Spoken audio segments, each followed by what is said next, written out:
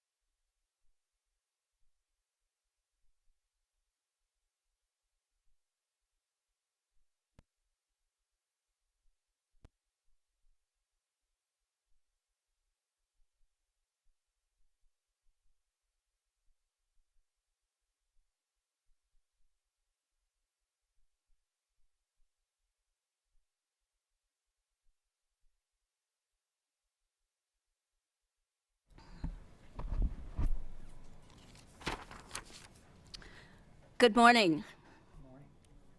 Thank you. Welcome to the December 2nd, 2022 State Board of Education meeting. Board members, please engage your microphones before speaking and turn them off when you are done speaking. Please note that board members may be using their cell phones and laptop computers to access the agenda and information related to this meeting. Live web streaming is available through the State Board of Education website. The December 2nd, 2022 State Board meeting will now come to order. Andrea, please call the roll. Patsy Kojons. I am here. Lisa Fricke. Here. Patty Goobles. Here. Jacqueline Morrison. Here. Kirk Penner. Here. Maureen Nichols. Here. Robin Stevens. Here. Deborah Neary. Here. Commissioner Bloomstead. Present. All present.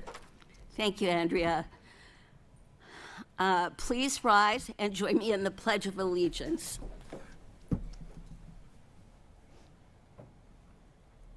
I pledge allegiance to the flag of the United States of America and to the republic for which it stands, one nation, under God, indivisible, with liberty and justice for all.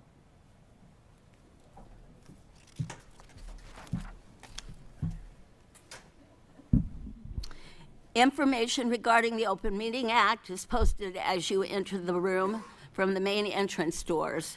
The Open Meetings Act is also posted on the State Board of Education's website. Agenda 2.1, Commissioner Bloomstead. Yeah, we're privileged to have a special presentation with Lee Perez, our 2022 Teacher of the Year. So Lee, welcome. Good to see you.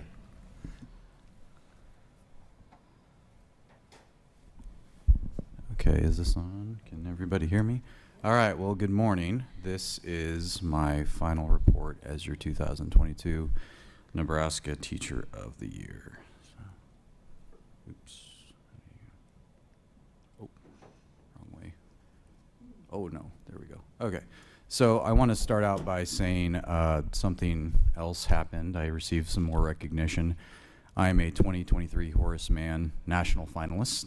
So that is a really, really big deal. I was told that's kind of like the Heisman Trophy of public school education recognition. What's even more exciting is out of the 5, 2 of those are actually State Teacher of the Year with me, Stephanie from South Dakota and Teresa from New Jersey. So I found out in July 3rd specifically, I was given very, very strict instructions not to tell anybody. It almost slipped the last time I actually presented to the board, but I was giving very, very strict instructions not to tell anybody. We all interviewed the first week of August. The interview was divided into 2 parts, a 30-minute lesson and then a 30-minute interview. The lesson went very, very well. I hit 30 minutes exactly. The questions were, I think there were about 8 or 9. We had up to 30 minutes, so I think I maybe did 15, but sometimes in these interviews you got to read the room, and I think they had interview fatigue, so I tried to make them short, sweet, and to the point. So they make you wait a while, actually a long while. Oops, I keep doing this wrong, sorry. Other way. There we go. So who will it be? They announced the winner May 5th of 2023, so it is a long wait. And I watched last year's gala. They announced it at a gala. They literally wait till the very end to announce it. So this is huge because I am the first ever finalist from the state of Nebraska. Thank you very much. So yeah, it was another application. Like I told you last night, Commissioner, it was a lot of work, but obviously it was well worth it. So yes, we get to go to a gala, and I also all of us get to be featured in a mini documentary, and they will play that the night of the gala before they announce the winner. So basically, I'm a finalist for National Teacher of the Year at the federal union level, which is a really, really big deal. So a camera crew is coming out to Alice Buffett Middle School in Omaha in a couple weeks to film my classroom for 3 days and to interview my principal, me, former students, and kind of, just get some nice shots of the school.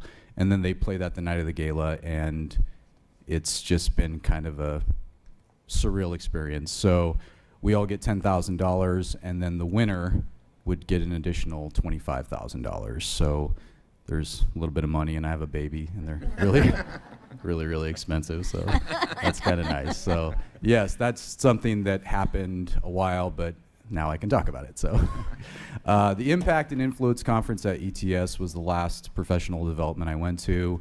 It was a lot of fun. I'd say the highlight was getting to see some of my state teachers of the year do professional developments on what specifically they do in their what strategies they do in their classrooms. I actually took away a lot of amazing ideas from that. I kind of wish they would do more of that, because I got to see at least 10 of my colleagues present effective strategies they use in their classroom. I even learned a math strategy I can actually use with English language learners, believe it or not. So a lot of fun. I got to hear the Reverend Al Sharpton speak, which was a nice experience.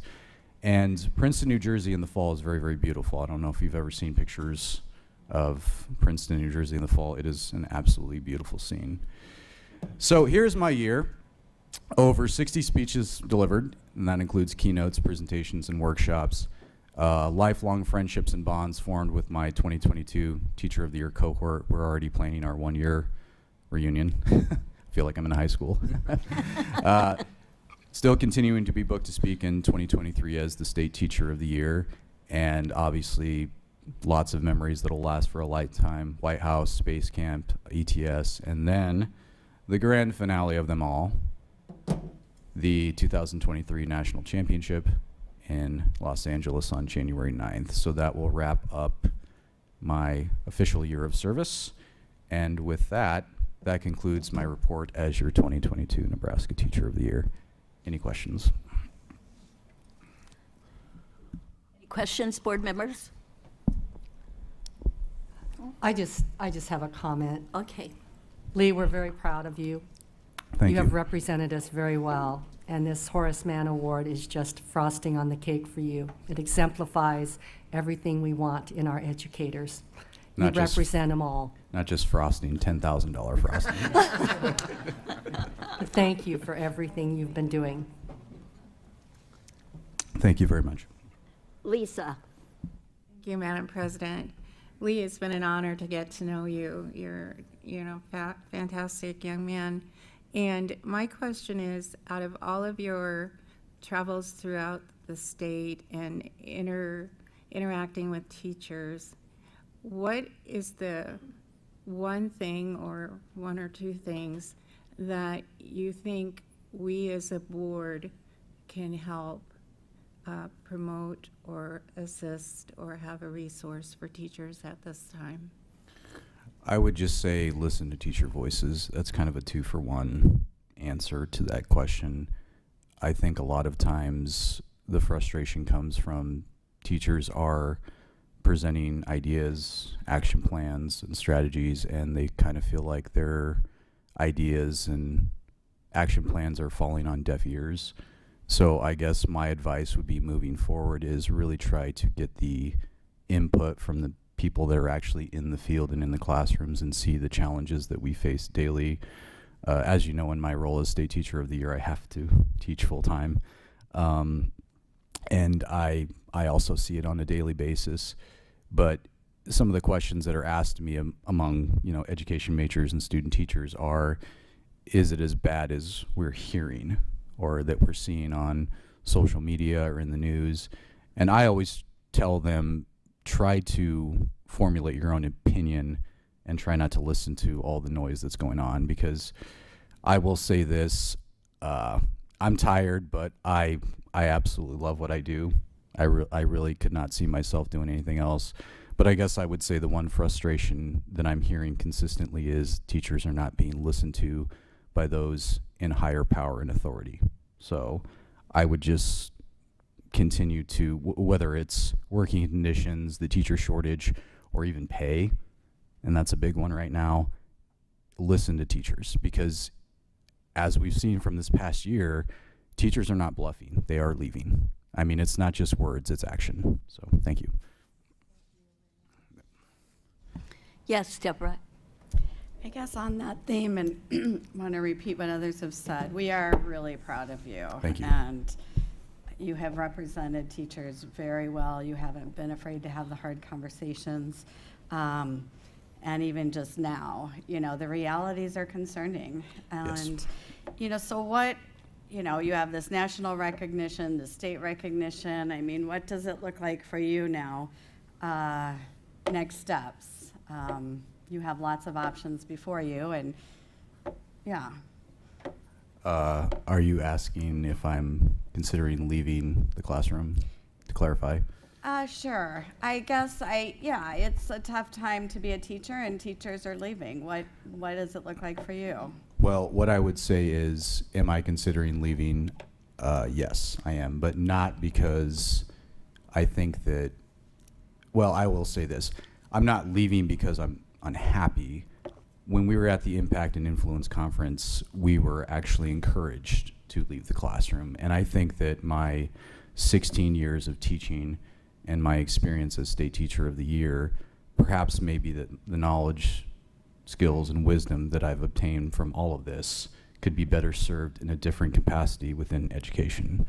So have I thought of doing that and maybe serving in another capacity where I could maybe have more of an impact that I would in the classroom? Yes. And I will say I've had many people come up to me and say, you're a really good speaker, you're very diplomatic, you're very persuasive. Have you considered maybe going into work to where your advocacy could maybe have a different impact than it would be in the classroom with children? Yes, I have considered that. So I am exploring my options right now, and if something comes along where I believe, like we had this discussion last night, Commissioner, where I believe change could be valuable for not only my professional growth, but for the growth of education holistically in Nebraska, yes, I would entertain that option, absolutely. Thank you.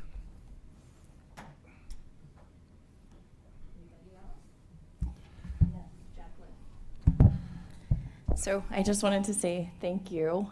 Thank you. When I think back from the time that we first met, which was, I think we were still all masked at the time. Yes. And you talked about your commitment to an equity platform and making sure that all students receive the resources that they need and not shying away from that conversation. Given kind of the climate that we've been in the past year or 2 years, I can't think of anybody else who would have been a better Teacher of the Year than you. So Thank you very much.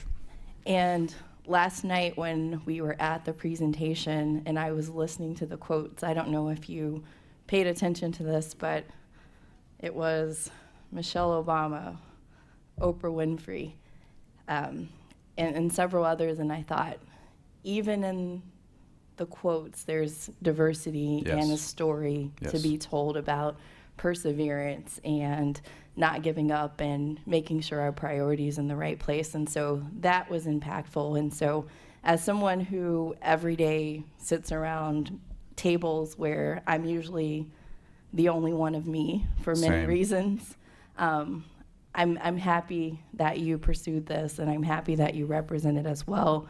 And I hope that whatever capacity you continue in, you continue inspiring children to take those seats at the table so that we aren't the only ones. So thank you. Oh, I'm not done.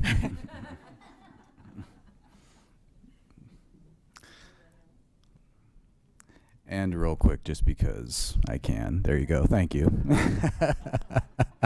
Thank you very much, everybody. It's Thank been you an for honor. being here, Lee. We appreciate you.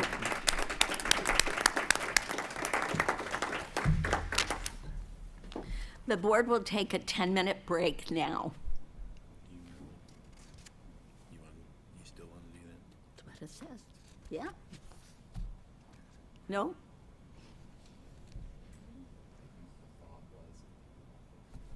Pardon me? You want to take it? No. Okay. All right. We will not take a 10-minute break now. Okay, seemed kind of soon in the program, didn't it? Maybe later. Maybe later, yes. Let's see, the commissioner's report comes up next, 3.1A. I'm sure you'll want to take a break after all this, so no, I'm kidding. I don't believe we have any items requested to be removed from the consent agenda as our regular process. So I don't have anything on that particular front, but we do have another presentation, and I want to welcome up Scott English, who's the superintendent of institutional schools underneath now the Department of Health and Human Services.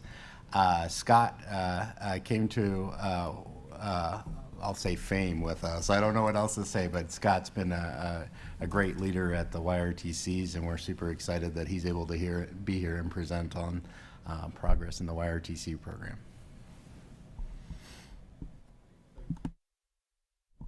Thank you, Commissioner. Which way did you say this?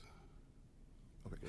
Thank you. Good morning. My name is Scott English, and I really appreciate being here to give you an update on what we've done at the YRTCs. It's been a exciting journey and continue to be, but truly an honor to serve the youth that we serve as their superintendent of DHHS Youth Facility Schools. We have Hi, I'm Seth Lutz. I am the principal at YRTC Lincoln and also of Morton School and Nebraska Youth Academy on the Whitehall campus. And the way our system is set up, we have Rule 10 schools, West Kearney and West Hastings. West Hastings is for the girls, and West Kearney is for the boys. And then the YRTC Lincoln, we filter from West Kearney and West Hastings into the Lincoln facility, and that's based on if they, behavior-wise, nothing to do with the schools. Our Rule 18s, they are still connected to the school. They're neighborhood district schools, but the Rule 10s, they're not. They're connected to us, and we can graduate those kids. Now, thank you. Now, our kids are unique individuals. They're probably not the most engaged in school, but we have a wide variety of experiences of those kids that come. Some may have made a mistake, and then they just come into our program through the courts. Some may have never attended school as high school, and they've gotten in trouble, and they come to our school as well. They have only coming to us through appointed through the courts. The average length of stay can go from 7 to 9 months, depending on their getting through the program. And this is our team of teachers. There's a couple things that we work with the teachers, and that's building a positive culture, building positive relationships, because many of our teachers drive 45 minutes, an hour and 45 minutes one way to come and teach our kids. And there's other districts they pass, but they come to us to teach our youth. And our youth aren't the easiest to get through education, because finding education important is difficult sometimes. This is my admin team. Mr. Lutz, he's in Lincoln at the facilities. Mr. Welch is at West Kearney, and Deb Turner, Ms. Turner is at the West Hastings School. This team is very important. One of the things that we really wanted to do was have leadership in each facility. Having an instructional leader at each facility has really helped us move along with our goals as far as making sure that kids are getting quality education. February 2020, can you hear me? February 2020 is when the commissioner and Dr. Friesen gave me my gift.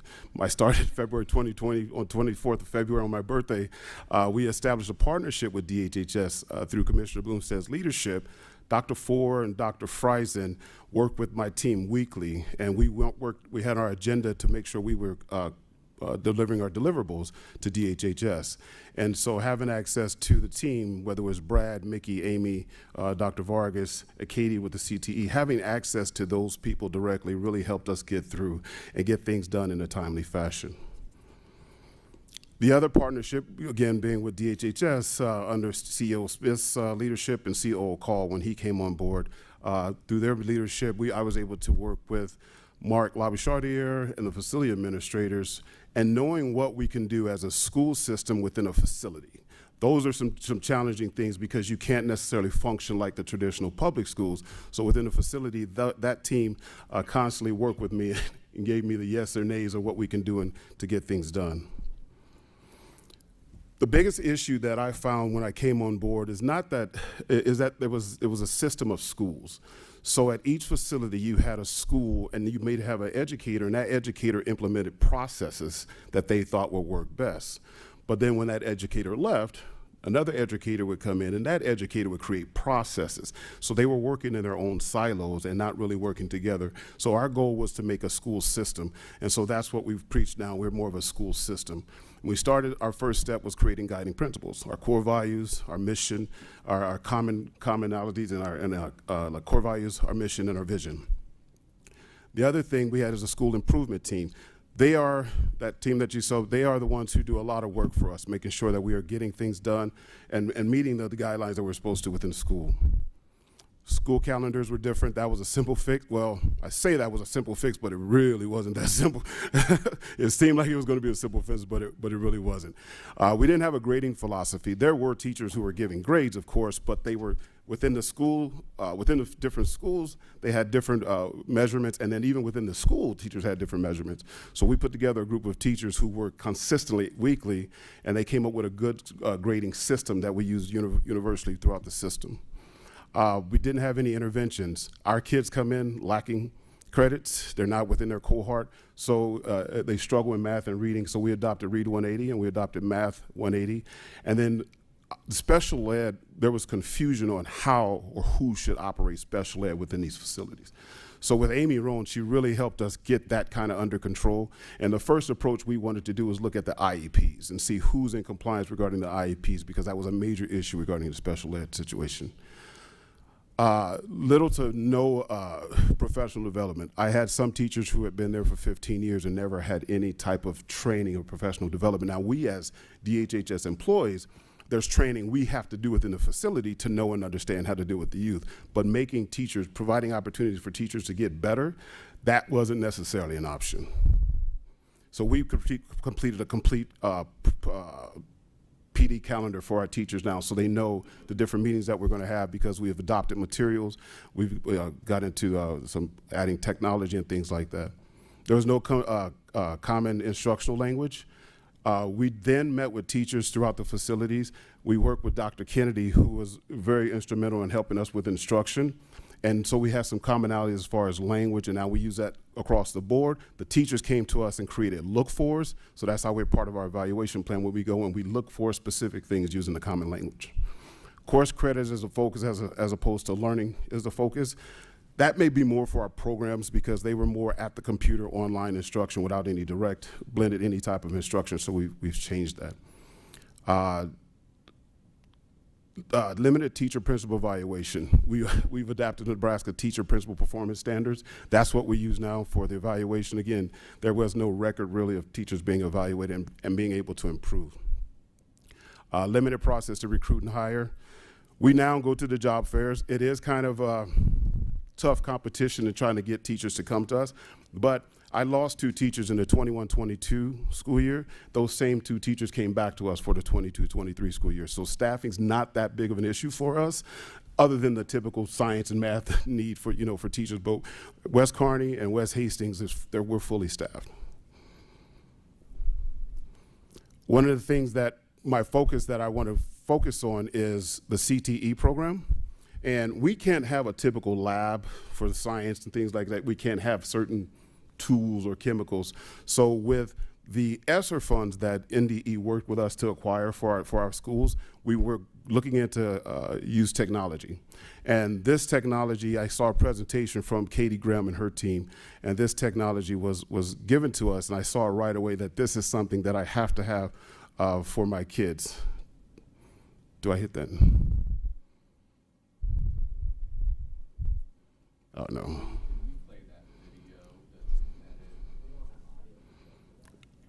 Oh, I have. We're going to make sure that the board members can see that and that they can hear that quote, and I'm sorry. Okay, because they can't hear the young man as well.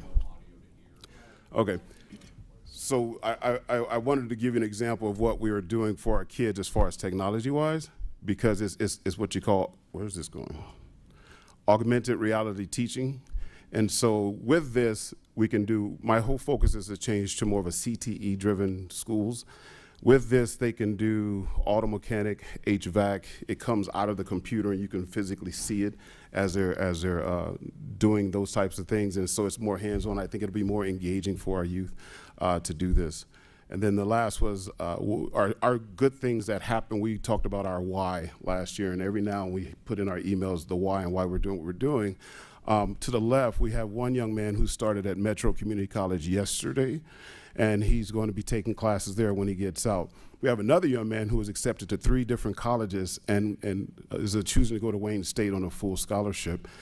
And then we have another young man who's getting out, and he found a job, and that job agreed to pay for his schooling as he works for them and goes to school as well. And then I had a young man who came with us because our kids come to us and they're not always excited about school within the first month or 2, but then you see the change with the programming and with the relationship building, you see the change with those youth.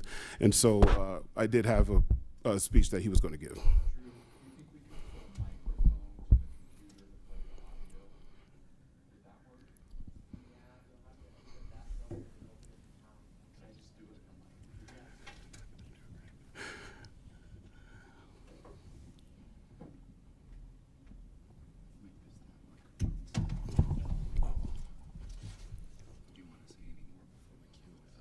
No, go ahead.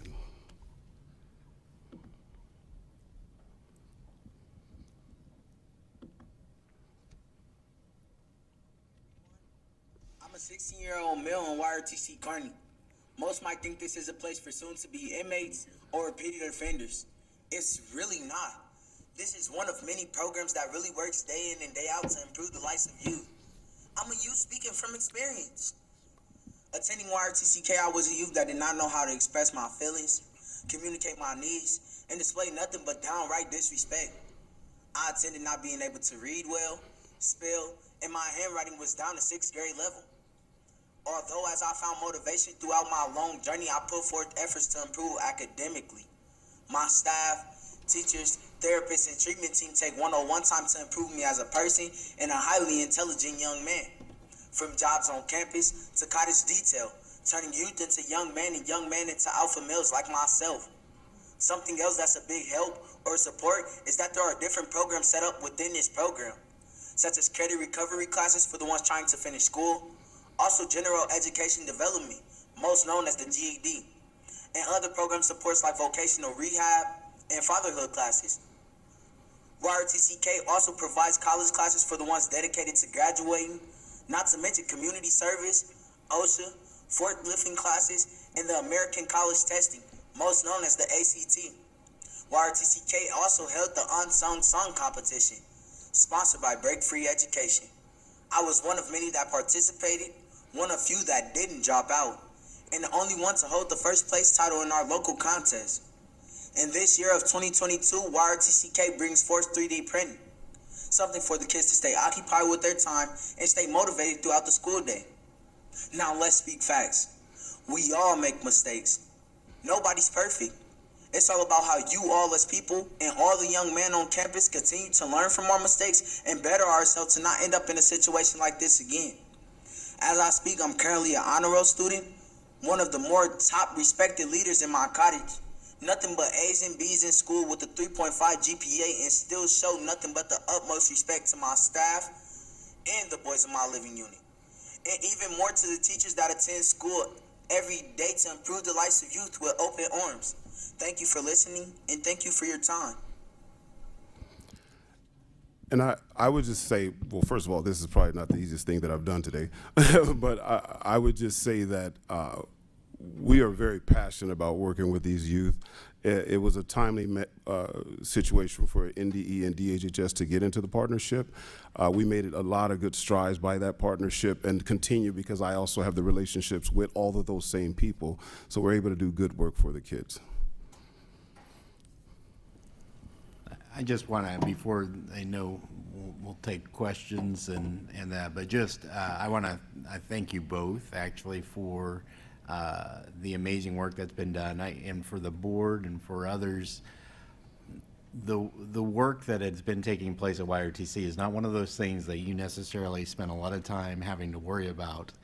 and think about. And I will just tell you, we did, as Scott mentioned, that time frame. By the way, February 24th is my wedding anniversary. I didn't know you were there. You got to remind me when your birthday's coming up, just in case in the future. But so think of that moment in time.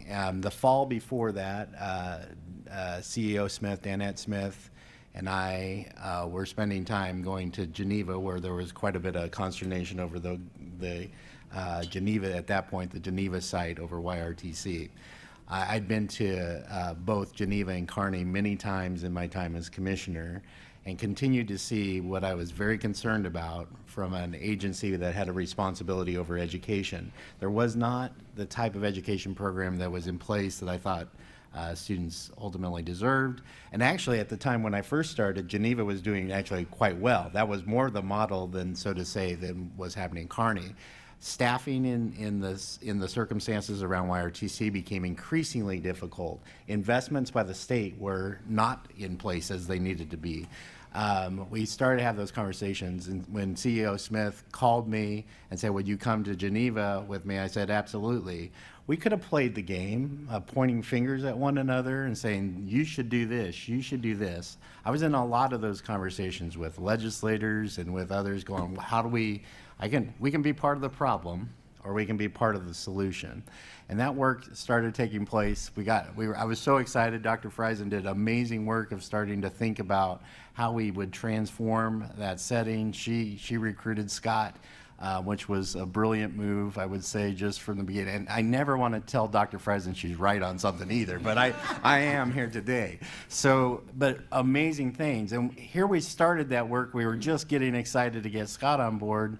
And March 6th was the day that I signed the contract. March 6, 2020 was the day I signed the contract after this board approved an agreement with DHHS where I'd already agreed to partner together. And March 6, 2020 was the day that we had the first COVID case in the state of Nebraska. If anyone, those moments were blowing up on us in so many different ways. There were so many nighttime phone calls, weekend phone calls, 24/7 concerns that were taking place in our YRTC setting. If you remember, we moved girls from Geneva to Kearney, and so we had one setting that was not ideal for those circumstances, and Scott came on board in the middle of that time. And so if there are education heroes in the state of Nebraska better than Scott English, I don't know who they are. But I think you've done amazing work. Dr. Friesen was right, again, and just remember that going forward. She's right so often. And I said so often, probably all the time, but I just have to admit. But the reality is, Scott, you've done amazing work in this setting. This is our first time where we're implementing what is now in state statute that we helped advocate for in changes in how these programs are run. The fact that there is a superintendent over the institutional schools as it got named within statute exists because of the joint work that the Department of Education did with HHS in the middle of a pretty chaotic time. And I'm just so proud of this work, Scott, and proud of what you've done, and proud to be associated for the rest of my life with you. And remember, call me on your birthday so I would not forget my anniversary. So.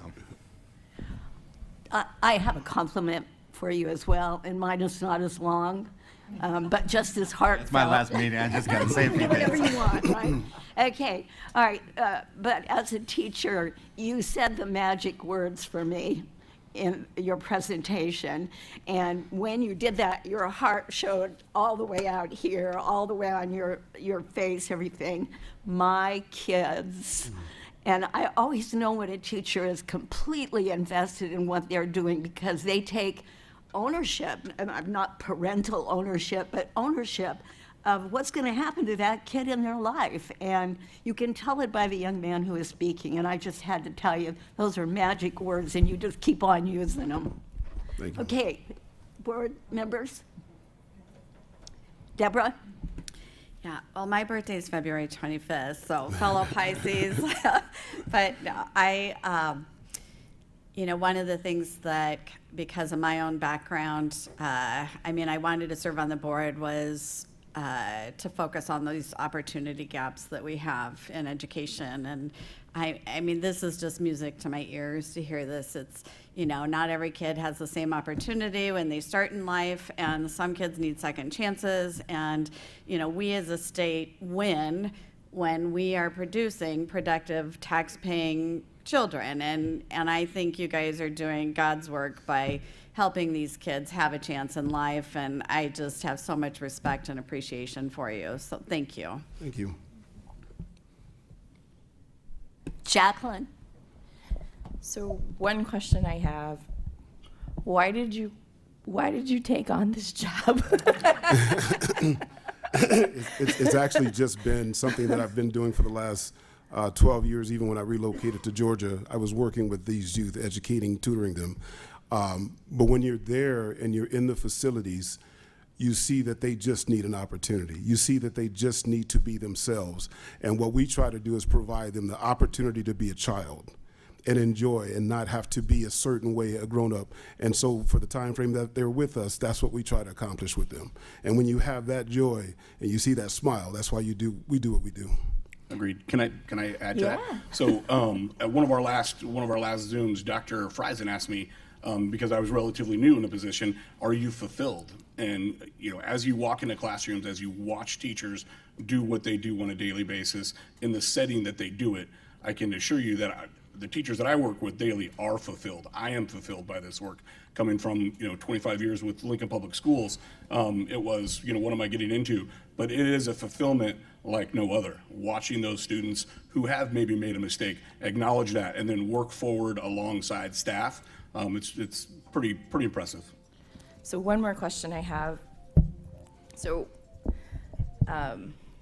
I started my career as a public defender, and so this work is also pretty near and dear to my heart. But one of the things that was always challenging is that transition planning. So when someone's leaving a facility and going back into the same environment from which they came, the same stressors that they were removed from, without the supports that they're getting, that you've worked so hard to set up, and then you have to let them go.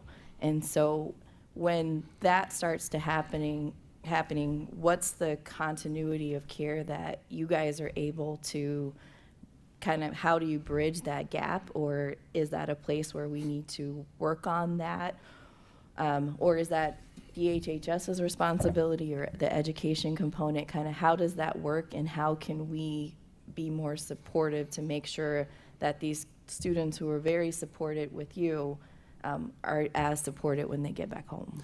It's a huge challenge, and I think I was in a couple meetings with the commissioner about that, because it was probation at the table, DHHS at the table, education at the table, and it's ongoing discussions now, because that is a major challenge, and it's also why we also see some of our youth come back to us, and so we need to try to fix that problem. So there are ongoing discussions right now about that.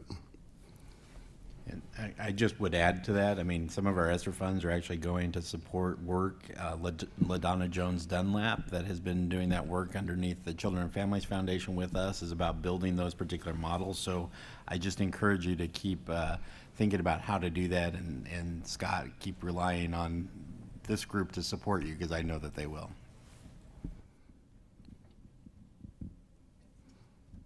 Robin? Obviously, to echo just a lot of the things that were said here, I won't do that. So I'm going to go down history lane here. Winter of 1967, I was I think a sophomore in high school at Eustis, Nebraska. And West Kearney High was coming to Eustis to play a basketball game. It was a big event. I don't know why, but it was a big event. And we all know the importance of activities in schools. Is there, I know that program has been stopped, that you do not compete outside, I suppose maybe intramurals and that sort of thing. Just tell me about the activities that you see in the future. Will this ever come back again, where you will become part of the Nebraska School Activities Association. I just believe that that's really an important part of education. So just any thoughts on that? I would like to see that come back. I've seen trophies and plaques in the gym from those two students participating. I'm not sure, because that's a facility-driven issue. It's not school, so I'm not sure if and when that will ever come back. But I know within the facility they do a lot more intramurals, a lot more competitions, whether it's activities like soccer, volleyball. You know, they make sure that they're involved that way. But anything formal, I'm not sure if that's something that's going on the table to be brought back. Maureen? Thank you for all your work, Scott. You've been dynamic for this program. Thanks to Dr. Friesen for finding you. But in my tenure on the board, this has been something that's really touched my heart. Because years ago, I had a relationship with the YRTC, or the regional center area there in Hastings, where the school was at. And I remember walking into the building the very first time. And folks, I have to tell you, it was like a prison. And the students were all located downstairs in the basement. They didn't want to be there. Those teachers had no professional growth. They were yearning for help. And every time I would go back there, it was really hard to walk in, ring the bell, see the guard behind the doors, and then to think, these children are behind bars. This is not how you raise children. And last spring then, I took a tour of the facility there in Hastings again. So refreshing. I cannot tell you the work that NDE, with the help of Senator Howard, the legislature, Health and Human Services,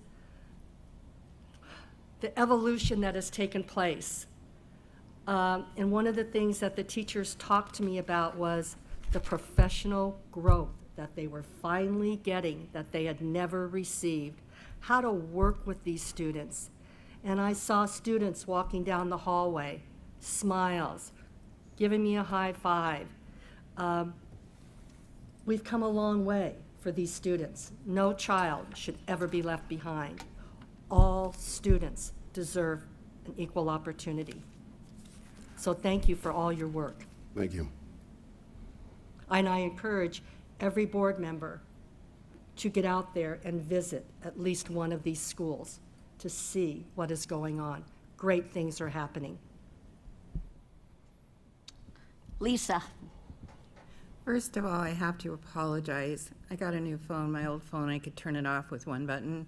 Now I need two. I hit one button and my phone went off. So I apologize for that interruption. But I want to thank the commissioner and Dr. Friesen for setting the positivity up in what ended up being what you both are involved in. And two words that I heard were being passionate and building relationships. And I think that's key to all the wonderful things that you're doing. My question leads up to chronic absenteeism of students in conjunction with other things that they're involved in, sometimes gets these students into your program. My question is, you're both passionate about what you do, and I wondered, are you able to or willing to advocate, for instance, absenteeism not, or things like that going through the justice system for kids? Have you worked on any advocacy for kind of a preventative thing going on? So that's my question. I haven't initially, with all due respect, I haven't even had the time creating this, but I do understand where you're coming from, because again, we have a wide range of how youth come to us. Right. And YRTCs are the last stop. They've usually exhausted all their other placements, and so therefore they come to the YRTCs, and the YRTCs can't say no. So just focusing on how they are when they come to us has just been enough in itself. I think as we move forward, that may be something that, sitting at the table and talk about those things. Yeah, and the only reason I ask that is because you are so passionate and caring, and everything that you shared, you're the type of person that could make a difference in that advocacy. And I understand the time limitations that you have as well. And so thank you for all you've done. Thank you. Thank you so much for answering all our questions. Thank you so much for the jobs that you're doing. And I'll come visit. I'd love to come visit in Kearney. I'll head out that way. We're grateful to you for helping kids that need second chances to have a better life. And we want you to know that. Thank you.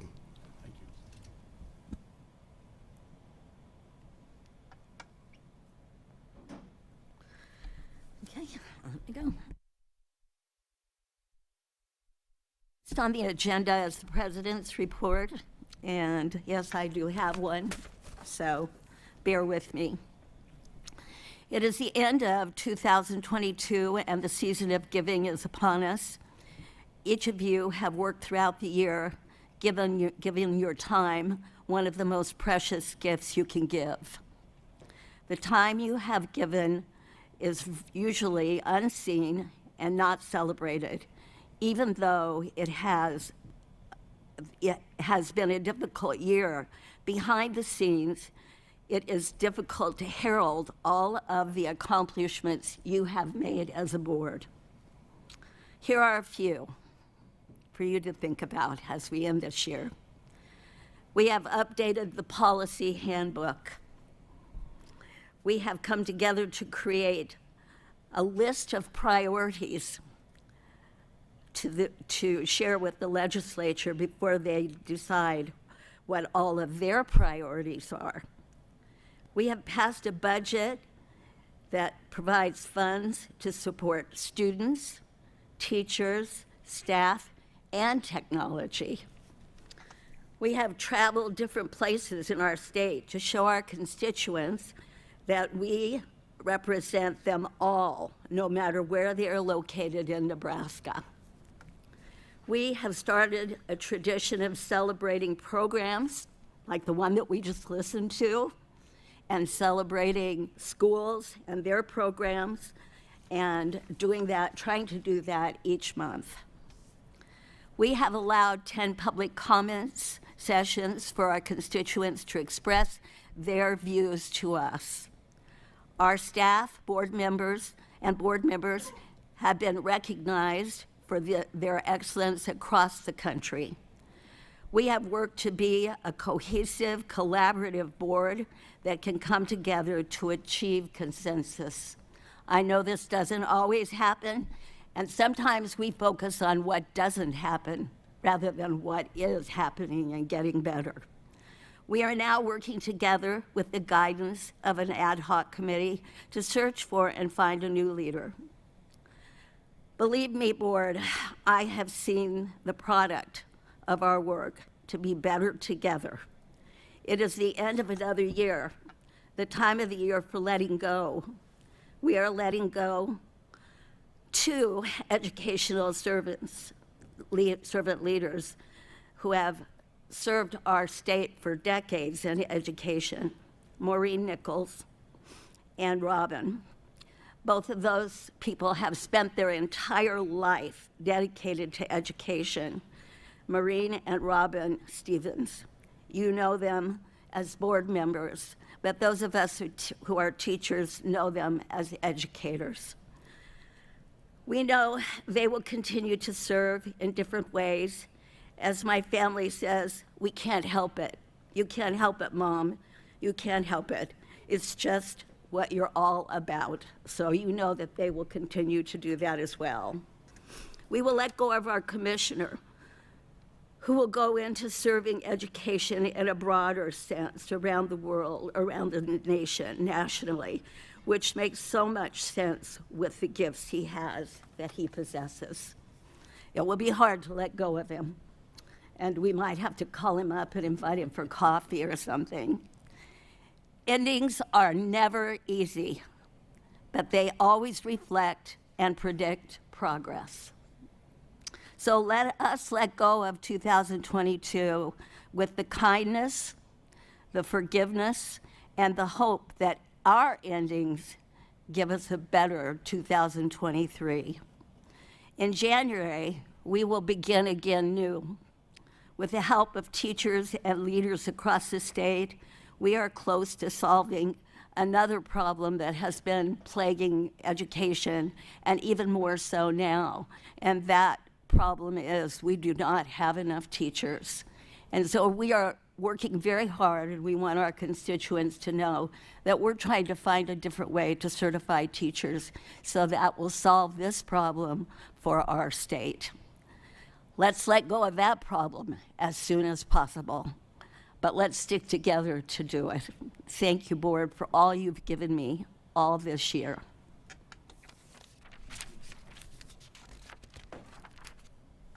Agenda item 5. Is there a motion to approve the consent agenda? Maureen, I move to approve the consent agenda. do I have a second to that motion? I second. Thank you, Patty. Per board policy, there is no discussion on this motion to approve the consent agenda. Andrea, will you please call the roll? Fricke? Yes. Neary? Yes. Penner? Yes. Goebbels? Yes. Stevens? Yes. Morrison? Yes. Nichols? Yes. Kojons? Yes, 8 yes. the motion passed. Agenda item 6.2. Chair Maureen Nichols, will you provide a report from the Budget and Finance Committee meeting?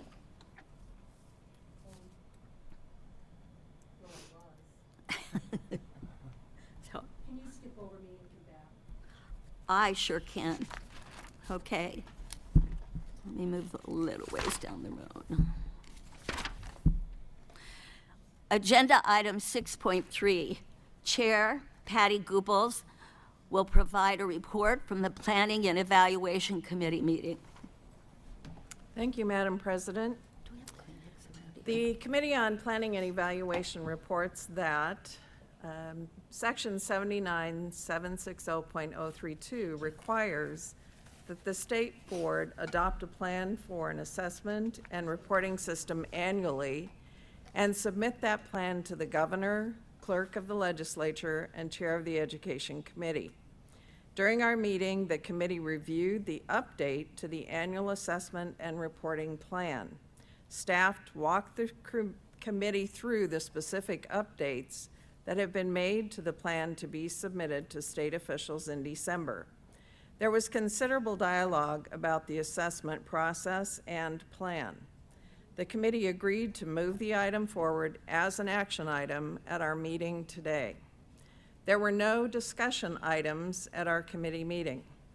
We did have a committee update related to the learning community of Douglas and Sarpy counties and their CAP, their Community Achievement Plan. The Coordinating Council of the Learning Community of Douglas and Sarpy counties requested additional changes to be made to the revised CAP plan. So they're taking time to allow those revisions to be made. The revised plan is tentatively scheduled to be provided to the Coordinating Council at a future meeting for approval. So the revised CAP we anticipate will come before the State Board of Education Planning and Evaluation Committee either in February or March for board approval in April. The learning community did inform NDE of progress, successes, and potential revision prior to the December 1st deadline. And the deadline, as I mentioned, for submitting CAP is in March 15th specifically, in time for our approval or consideration for approval at our April meeting. The committee did have a lunch meeting with Nebraska ASCD. We adjourned at 11:13 a.m. This concludes the Planning and Evaluation Committee report. Patty, is there a motion on item 6.3A? Yes, there is. I move to adopt the proposed changes to the annual assessment plan for the Nebraska statewide assessment and reporting system. Do I have a second for this motion? Madam Chair, I second. Okay. All right, is there any discussion on the motion? Yes, Deborah.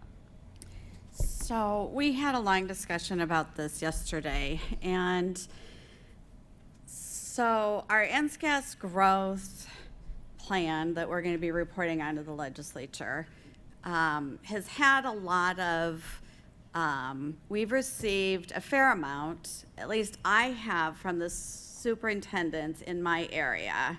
First from the Metro Omaha Education Consortium, which is a representation of all of the school superintendents of my area. And then over the last year, numerous individual superintendents have reached out.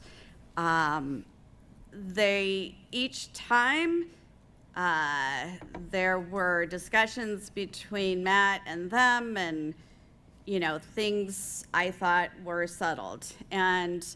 But again, in the last 2 weeks, I've heard from 3 superintendents in my area, and there is concern about the path that we're on with NSCAS growth. And so I'm voting against this report. I'm not asking anyone else to join me. I am doing this as a kind of my red flag that says Houston, we have a problem, that we at least, maybe we don't have a problem, but we do have a situation where we do need to sit down and talk to our superintendents and have more of a dialogue between our staff and them.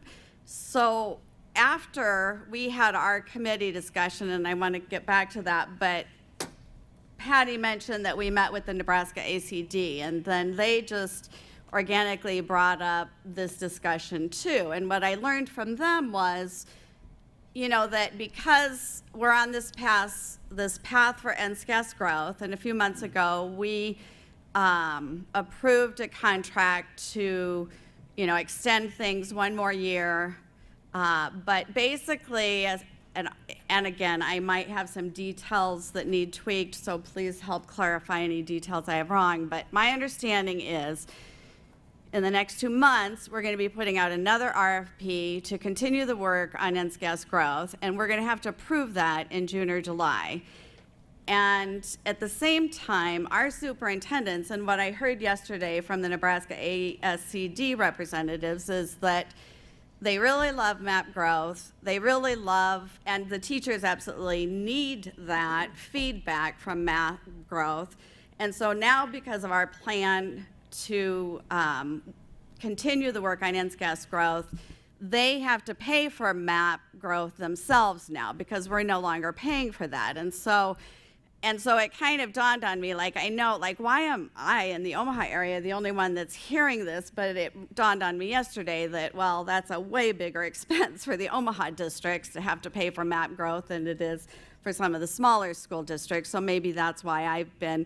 But as I said, in the last 2 weeks, I've heard from 3 superintendents, and I am asking that we at least have a discussion in January where we have an open discussion with staff and superintendents or the representatives in the same room at the same time so that we can figure this out, because I have a lot of concerns about that. So that is why I was told that my voting against this report today doesn't matter because Matt says he doesn't need a board vote on this anyway, and so Matt can just send the report over. It's due December 31st, but again, I'm not saying we're doing anything wrong. I'm just saying I don't think that we've had that conversation with all the parties in the same room at the same time, and that needs to happen.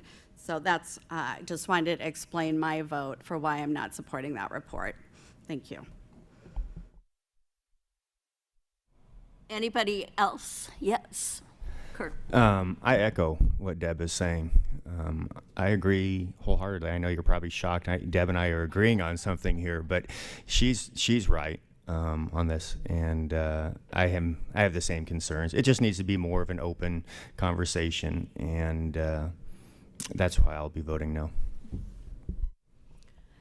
I would say, Madam President, I would say that I believe it's very important for us to vote for the plan, as the plan guides districts for our assessment for this next spring. That's really important for them to have. I also would say in our conversation with NASCD, I heard a much different focus than what, Deborah, you were reporting from superintendents. So what that tells me is superintendents are not our only stakeholders in this.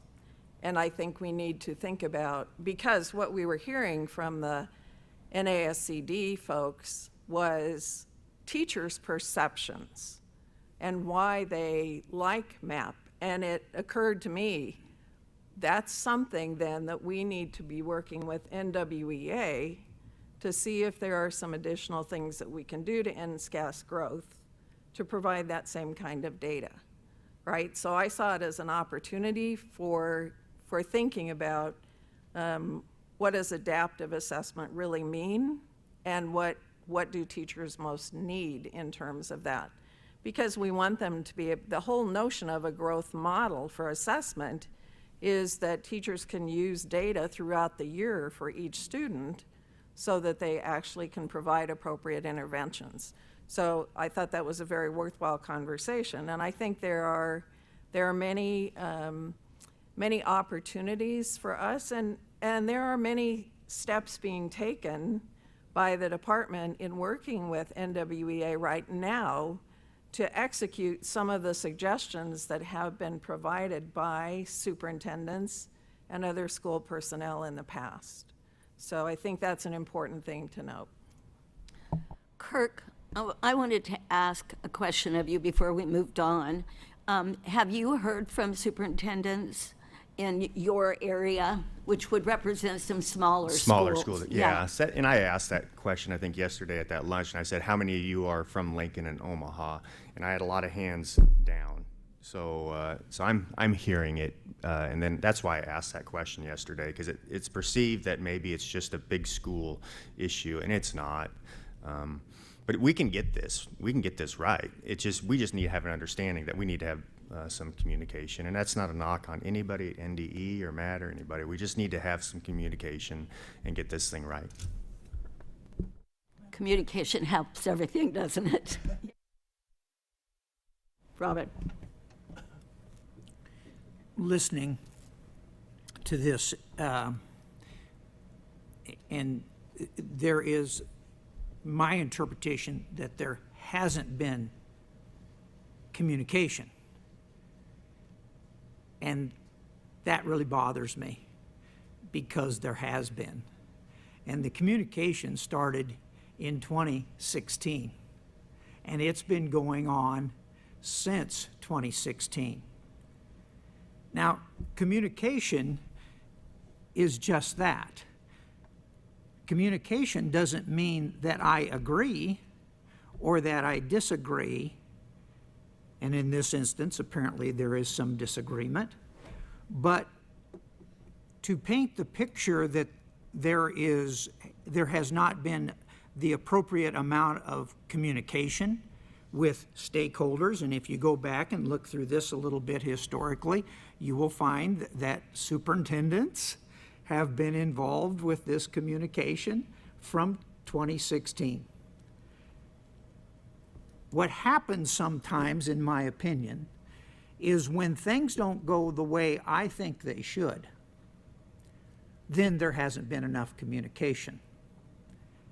And that's why I am going to vote for this, because I believe there has been a lot of communication. Doesn't mean that we can't continue to communicate. We have to continue to communicate. But I'm just concerned that sometimes because the decision didn't quite go our way, well, there wasn't proper communication. I just find that as somewhat of a, I just don't agree that there hasn't been good communication. And I'm not trying to say that this is perfect. I thought your question yesterday was great, and it was an eye-opener for me. Just real quick, so I won't come back at this again. When I visit with the superintendents in my district, the issue was a lot more about stability. When are we going to get to a point where we don't have to change and change and change? And so that was a big issue with the superintendents in my area. Deborah. I, just out of respect to the superintendents, that, in my opinion, is not what's happening. And there's other conversations I just don't want to go into right now, but I don't believe that's what's happening. So I think that there was misunderstandings is probably the best way to say that. But I understand that perspective for sure. Thank you. Lisa. I appreciate the conversation and what everybody said so far, but in the government emails that I have received, I saw communication happening among superintendents and groups with the commissioner. And if he wanted to clarify what that communication was and who it was with, I don't know if it's appropriate at that time to give a summary, but when I read my emails, I see, meetings with superintendents, meetings with, I believe there was even a meeting with Senator Walz, and things occurring since last spring till now. So I don't know what communication was needed more, possibly, but what I saw was communication, detailed communication that had happened among superintendents and other groups, stakeholders.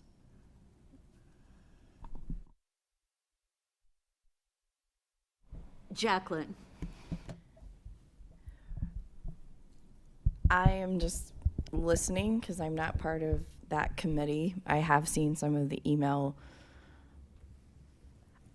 I fear that we're talking past one another, and we're signaling in on, I think there was communication. I don't think there was communication. Clearly there wasn't communication. I don't think the superintendents are upset about communication. They're saying this assessment and what's going on is not working for us. That's what's underlying this is we're being asked to do something. This is I hate the word mandate, but we're required to do this or mandated to do this, and it's not working for our schools. And whether or not I've communicated to you that, how I communicated, whether or not you listened or received my message, ultimately we have a problem in that superintendents and school districts aren't happy with the assessment tool that we've provided with them. And that is the problem that needs to be solved, is how do we give them a tool that works? How do we fix the tool that they have? And if this tool is not working, how do we support the tool that they are communicating back to us that is working for them? And those are the things I would like to know. How are we going to address that moving forward, and who feels that it's their responsibility to remedy this problem so that we don't have a disconnect? Because as was said last night, our job as a board member is to make sure that the concerns that we have are elevated to the right staff members at NDE to take care of the problem. And if people are coming to Deborah saying, I have a problem, and she's communicating that to staff and the problem's not getting solved, then there's a couple of problems. So I would suggest that we get out of the details of, or the back and forth of the communication. It's been communicated, we have a problem. Now we need to figure out how we solve it. And so I would ask the commissioner what the plan is moving forward to ensure this gets solved, and how do we do that? And I actually just want to obviously weigh in. It's a tough issue to do state assessment and state accountability, and that's this board's job and responsibility. And it's a challenge because, and we've talked about this before, right?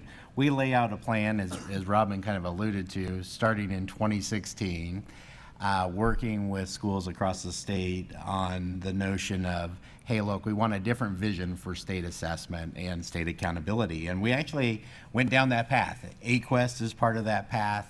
Certainly the state assessment system is part of that path. As we got closer and closer to implementing this type of assessment system,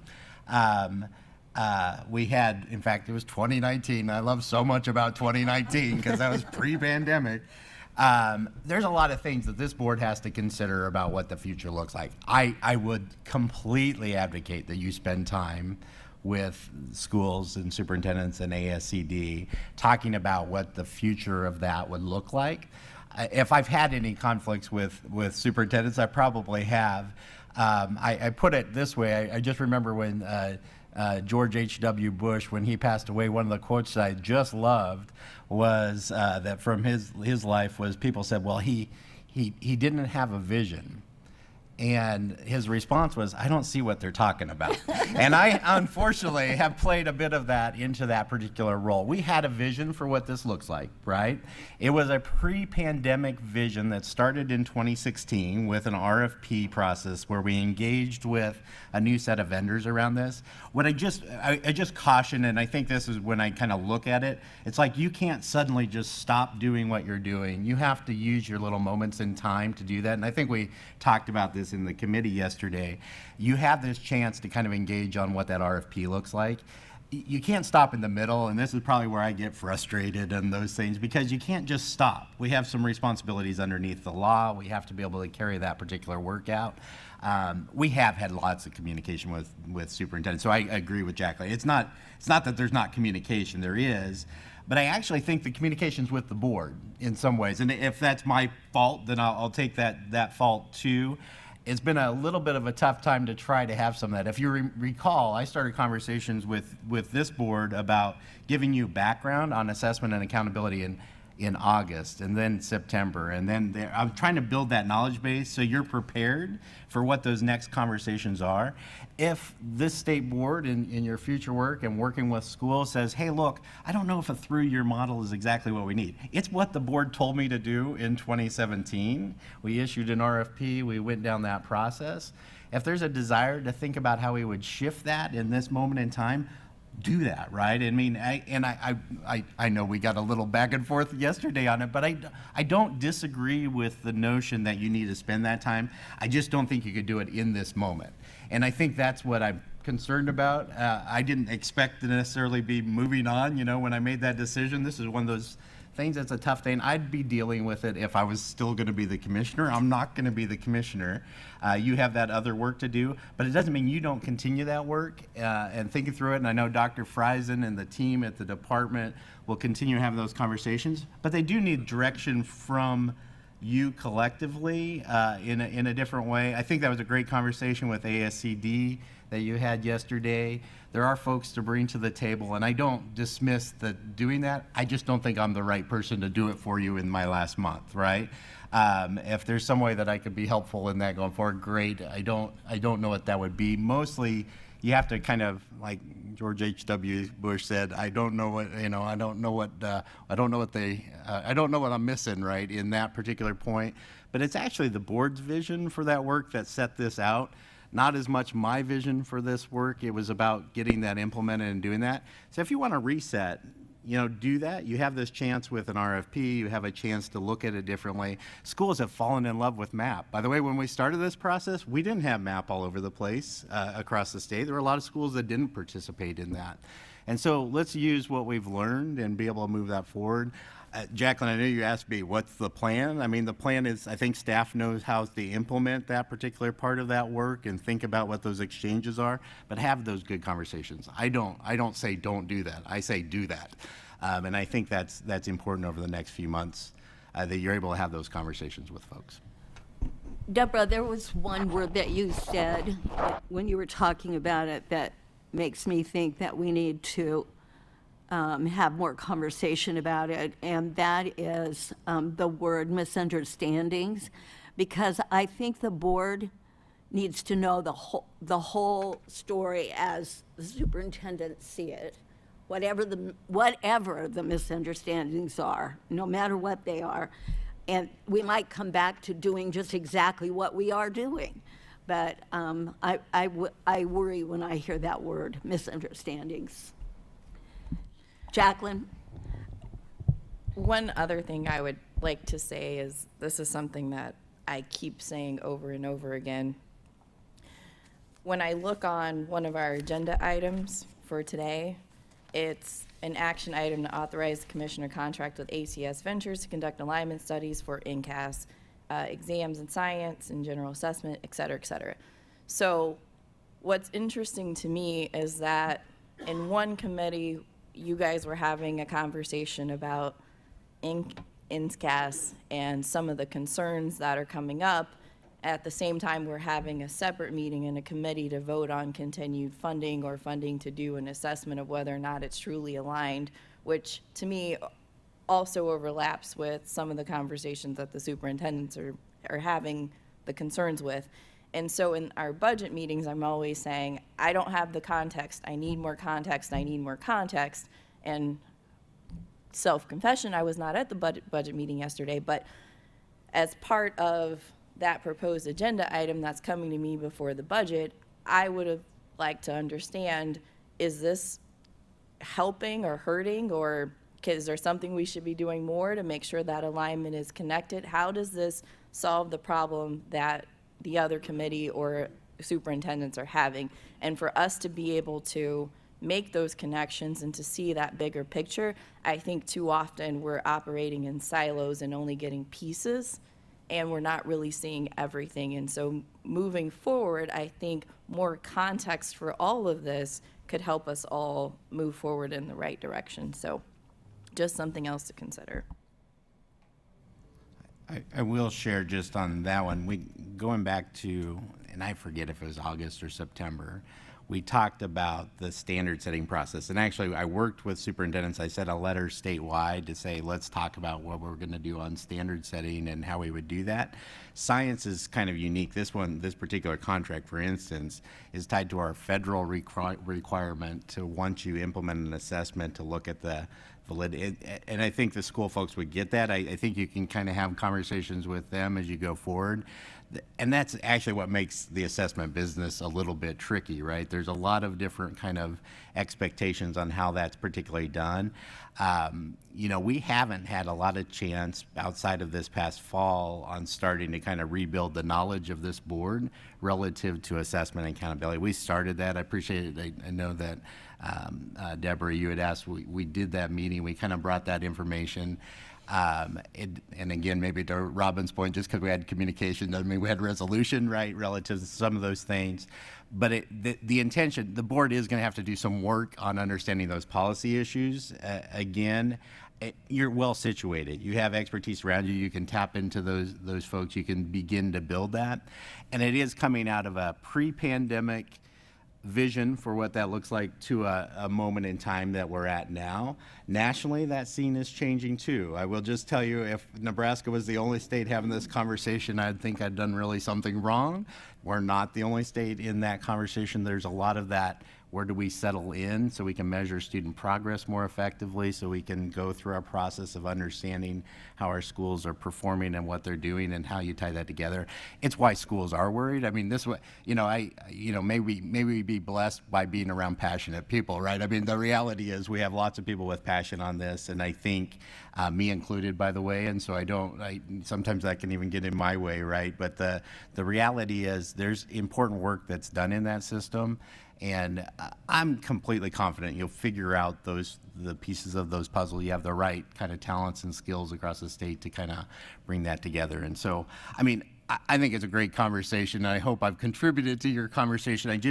I don't want you thinking, hey, look, Commissioner, you're leaving and you're leaving us in this kind of concerning situation. The reality is this is not new.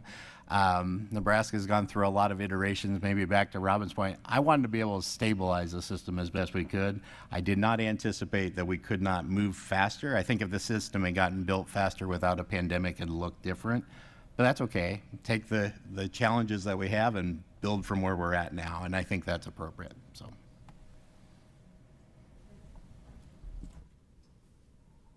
Patty, and then Lisa. I just wanted to make a little bit of a clarification because I'm not sure there was an understanding exactly of what the alignment study is. And what that does is really measure to see, do the items that we have actually measure the standard? And I frankly have not heard any superintendent or any school people saying they had an issue with that at all. Lisa. I just needed clarification. Knowing that this is something we have to do, if we vote yes on this, we can still modify from stakeholders, right? Yeah, and I know we got into this yesterday, and I actually then didn't go do that because I think you said, well, let's just vote on it. And so I didn't go back and ask the legal counsel for the board the question of whether or not, as the statute's constructed, the way and I'm going off the top of my head, so let's certainly not use that. But as I remember anyway, it says that the board would have that plan and then annually would report on that. And so what we've done from practice standpoint, so I'm just bringing you this plan because we voted on it, I would change that up. I mean, I would think different about what those timeframes look like. Our staff have already looked at it, but it's basically if we make changes in the dates of what we're doing, it's kind of the routine business. I completely understand the desire to have the dialogue in this setting, but I think the plan from the purposes of the report back to the legislature is to say that we're following the law, and that's what that report's about. Okay, thank you for the clarification.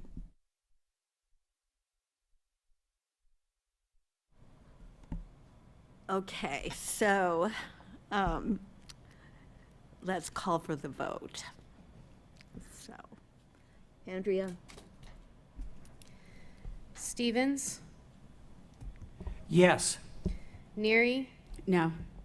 Morrison. Yes. Kojons, Yes. Penner, No.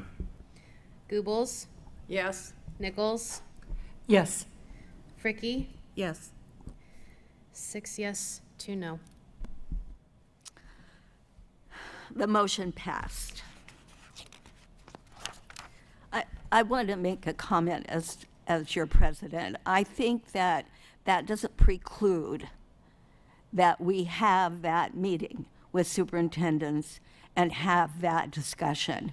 So let's put our heads together and make that happen. So that what you said, Jacqueline, that we either understand the problem better and make it better, or we find out there's not a problem. Okay, that would be my advice to us as a board, just sitting and listening. Okay, should we go back to you, Maureen? All right.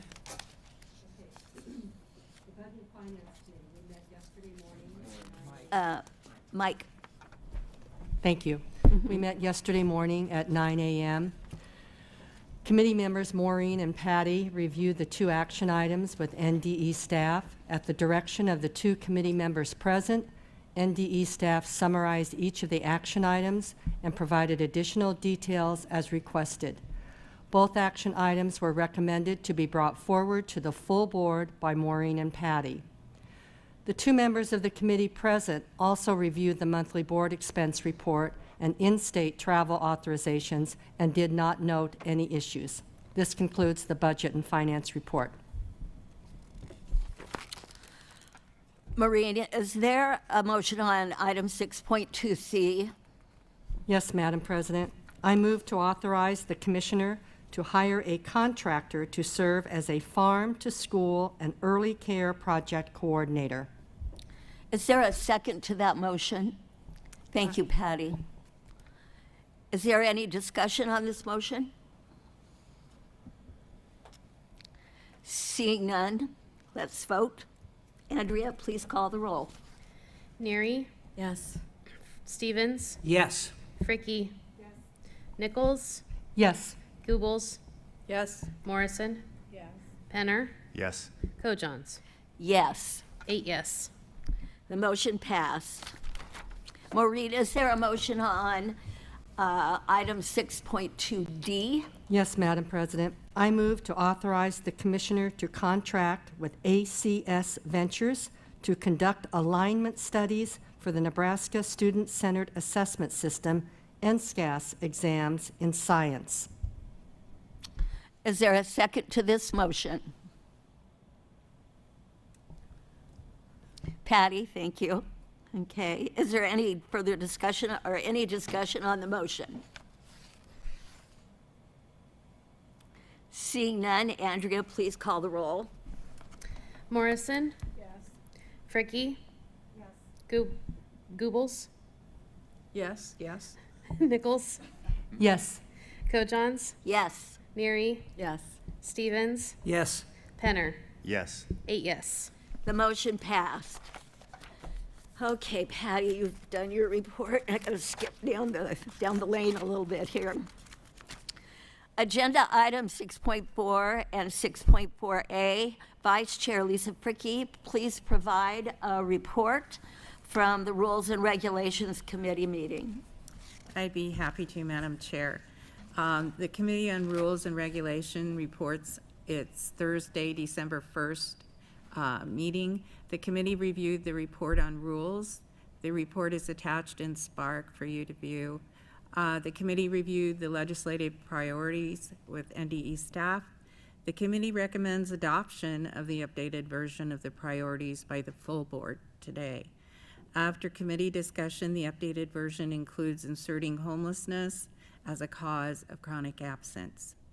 The committee received a presentation from NDE staff member on basic skills competency in relation to Rule 23 and potential changes to Rule 21. The committee agrees with the commissioner's recommendation and will discuss the timeline of the revisions with the full board. This concludes the Rules and Regulations report, Madam Chair. Is there a motion, Lisa, on item 6.4C? Yes, Madam Chair, I move to approve the updated version of the State Board's legislative and regulatory priorities. Is there a second? Sorry. Is there a, well, turn it off, turn it on. Is there a second? I second. Okay. All right. Is there any further discussion on the motion? Is there a way that we can get these like in June instead of December? Because it's a little bit too late at this point. All the senators have their bills. They're gathering the bills. And in order for us to be playing offense in the legislature, we need to be having this in June. So I'm just suggesting or requesting, if possible, can we have our legislative policies in June so we can get ready and geared up for the legislative session? Because once it comes to December 2nd, it's going to be hard. And then when we talk about our policies, I just ask that we be more specific. A good example of being specific was the CTE, where it has the dollar amount and this is what we want. But you know, if it's general, achieve the full legislated, well, that's a good one right there, actually. Special education funding, absolutely. Just more in detail, and there's some broad strokes here that if you give it to the legislature or give it to a legislator, they're going to have to come up with something on their own. So if we give them as much information as we can in June, we can play a little offense as the legislature starts in January. And it's just a request. I'm fine with what you have here. It's just a request from me. Any Madam more Chair. discussion or comments on that? Madam Chair, Lisa? I would agree with you, Kirk, to start way earlier and then adjust as we find out more about what's going on with senators. So that I think we really should consider that as a priority to get started. And as you said, they're already thinking about what they're going to do, at least the ones that are already in office would be thinking about what they want. And we want them to align with NDE on issues and work together, because NDE staff has a lot of information that would support their idea if it's in our priority list, so. Any further comments or discussion? Patty? Kirk, I agree with you. I think the earlier we have this prepared, the better. But another point is that you mentioned lack of detail on some of them, and what I see when I read through these is there are some of these that there's already work being done, biennial budget requests that have gone in, and those were very specific. So I think that puts us in a little bit different role, and probably it's maybe a dialogue we need to have about, what kind of role do we want to have, or how do we want to make sure that voices are being heard in relation to those requests that have been made. That's a little different than getting ahead of a particular development of a bill. But I think we have more than one role that we can play in that. I think that's a great comment, Patty. Okay. Jacqueline? So I agree with you. I want to point out, first, I think this is a huge improvement from where we started. When I started on the board, it happened, I think, in the executive committee, who also had some legislative priorities. And when we reorganized the committees, it really gave us a space to work, which I thought was which I think is more transparent. And so I do think that we should start earlier.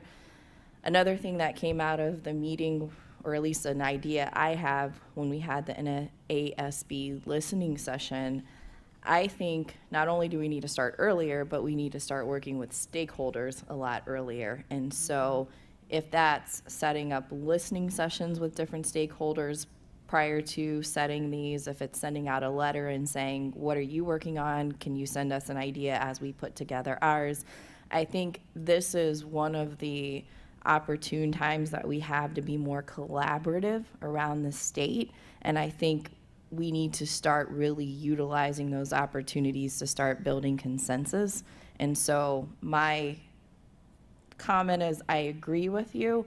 I would even suggest that we go even farther in that starting in collaboration. Then we can, Kirk, put it on our list as one of the things that we did to improve on our list, so we can celebrate it. Okay. Madam Chair. Yep. Yes, Lisa. I appreciate what you said, Jacqueline, and sitting in the audience at the listening session at NASB, that was very productive, and you all shared some information that I think was beneficial. And I can't remember how many years ago we had listening sessions in different locations, and I think that plays into what Jacqueline says, listening sessions with a variety of stakeholders, and staying in communication with earlier with legislators to know what's on their mind that includes education, so that NDE is involved from the beginning to help them formulate bills. So thank you all for the input, very, very good input. Patty. And speaking of stakeholders, I think there is power when you have multiple educational groups and organizations all on the same page. And so I think as we consider stakeholders, just as we saw with Nebraska NASD yesterday when we met with them, they have legislative priorities. And it was refreshing to see that their priorities are very closely aligned with our priorities. But we need to be intentional about that, right? We need to be communicating not just with them, but with other educational groups as part of our stakeholders, because the more that legislators can see that we're all thinking the same way about things and we all have identified important priorities, I think, the more power that holds. Okay, we will take a 10-minute break. Voted yet. Oh, we have to vote on this. I'm sorry, guys. Okay, all right. Do I have a motion to vote on this? Do I have to have a motion to vote on this? No, I just go ahead, don't I? Okay. There's a motion already there. Yeah, I remember now. Okay, the discussion got so elongated that I forgot. Okay, Andrea, please call the roll. Goebbels, Yes? Neary, Yes. Co-Johns, Yes. Nichols, Yes. Fricky, Yes. Stevens, Yes. Penner, Yes. Morrison. 8 yes. The motion passed, and we will now take a 10-minute break. And what time is it? 10:37.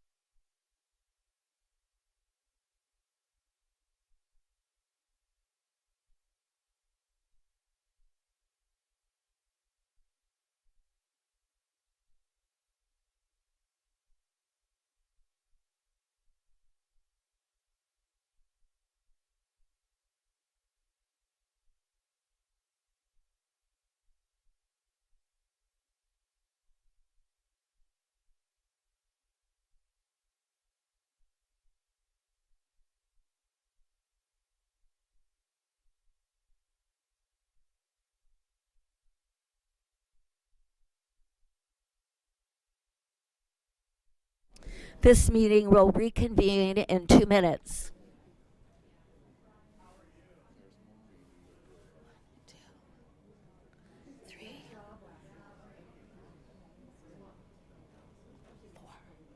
We've got 4. We got 5. Let's go. Huh?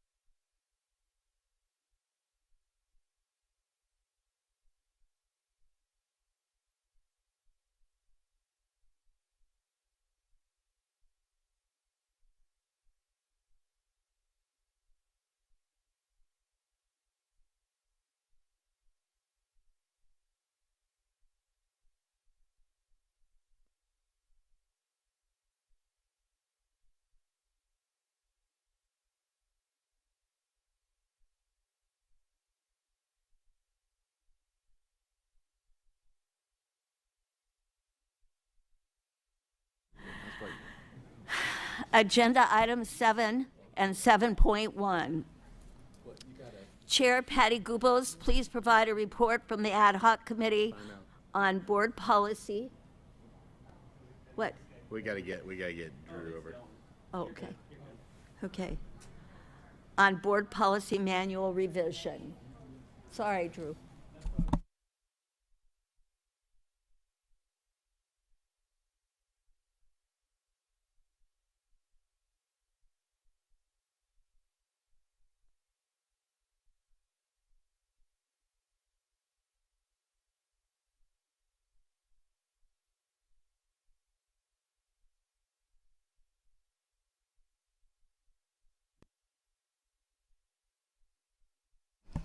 Lisa, is there any further discussion on basic skills competency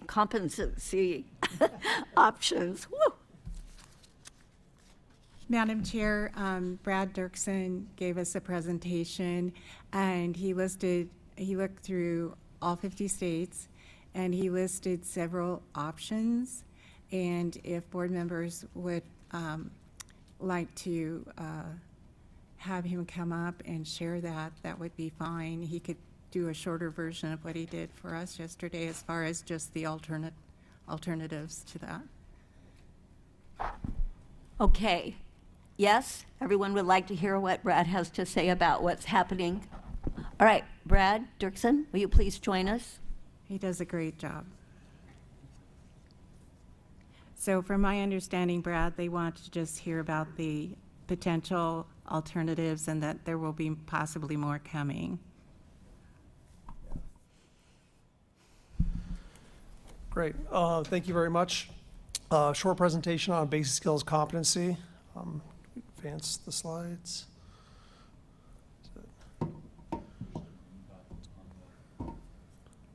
Oh, thank you, Ryan. Appreciate it.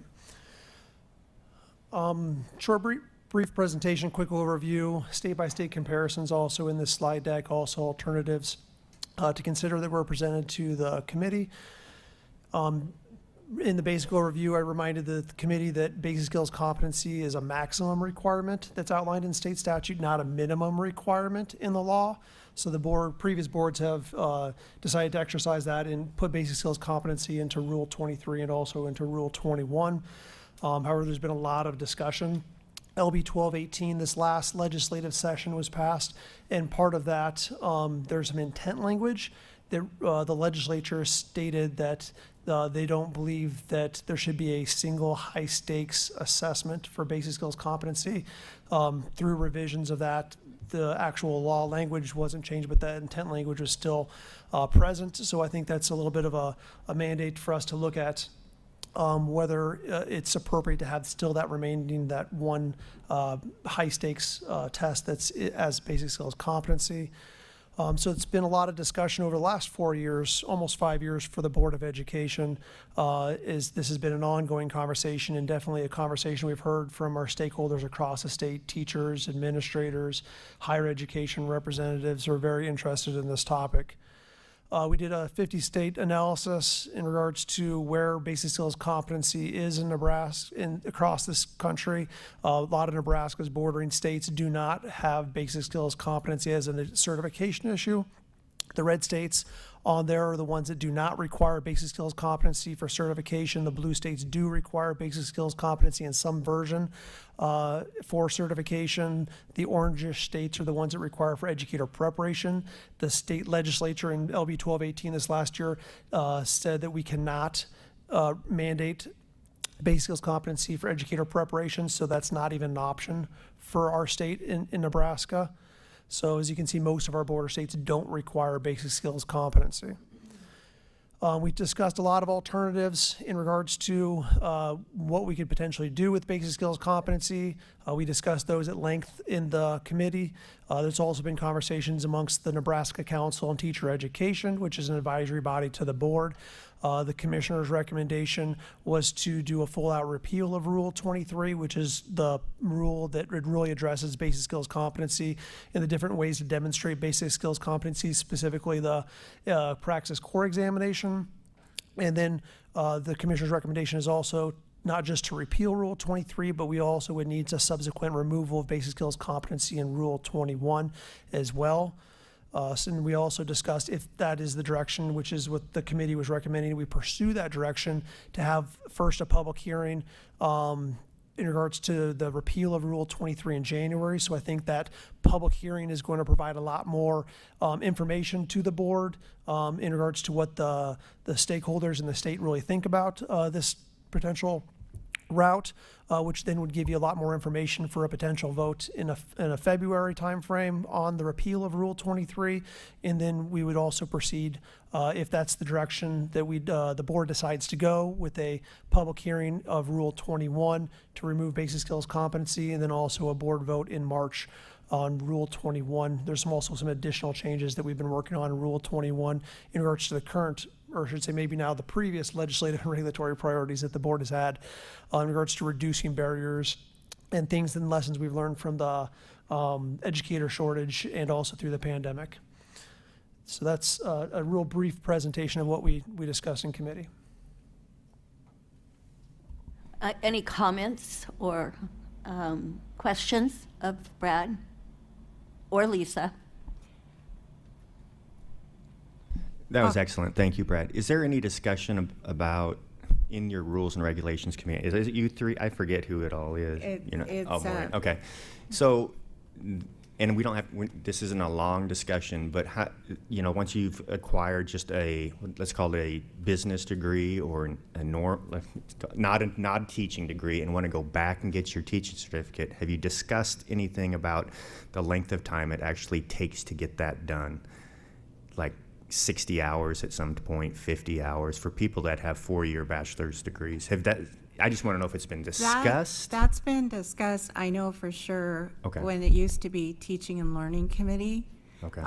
About that, where teachers, I'm going to let Brad explain the possible flexibilities in that, because if somebody has the knowledge and of course you want them to learn how to teach. Yeah.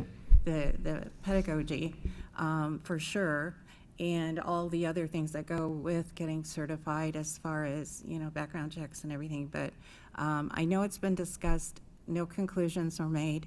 And if you want to share any information, Brad, about potential, provisional, you mentioned a couple things yesterday that might fit into this. Yeah, Kirk, there's been a lot of discussion, and there's some current pathways in regards to an alternative program teaching permit, also a transitional permit that we currently have that are available. There's a change could happen within Rule 21 to provide some additional pathways, but I'm not sure if we need more pathways. It's also, there's some requirements in the approval of educator preparation programs right now. And there's a current revision to Rule 20, which is that approval of educator preparation regulation, that it would allow some additional flexibilities for educator preparation programs to be more creative. I think there has been a lot of conversation about how do we approach educator preparation in a different way. Part of your regulatory and legislative priorities included an apprenticeship program. So that's another pathway that might be able to bridge that gap, to shorten the programs, to be more focused. Also looking at competencies for educators going back into the profession, or should say transitioning into the profession, where if we evaluate competencies, that might be able to shorten the program as well. So lots and lots of conversations are happening among stakeholders, and we hope to see the fruition of that within recommendations of rule changes to the board. Okay.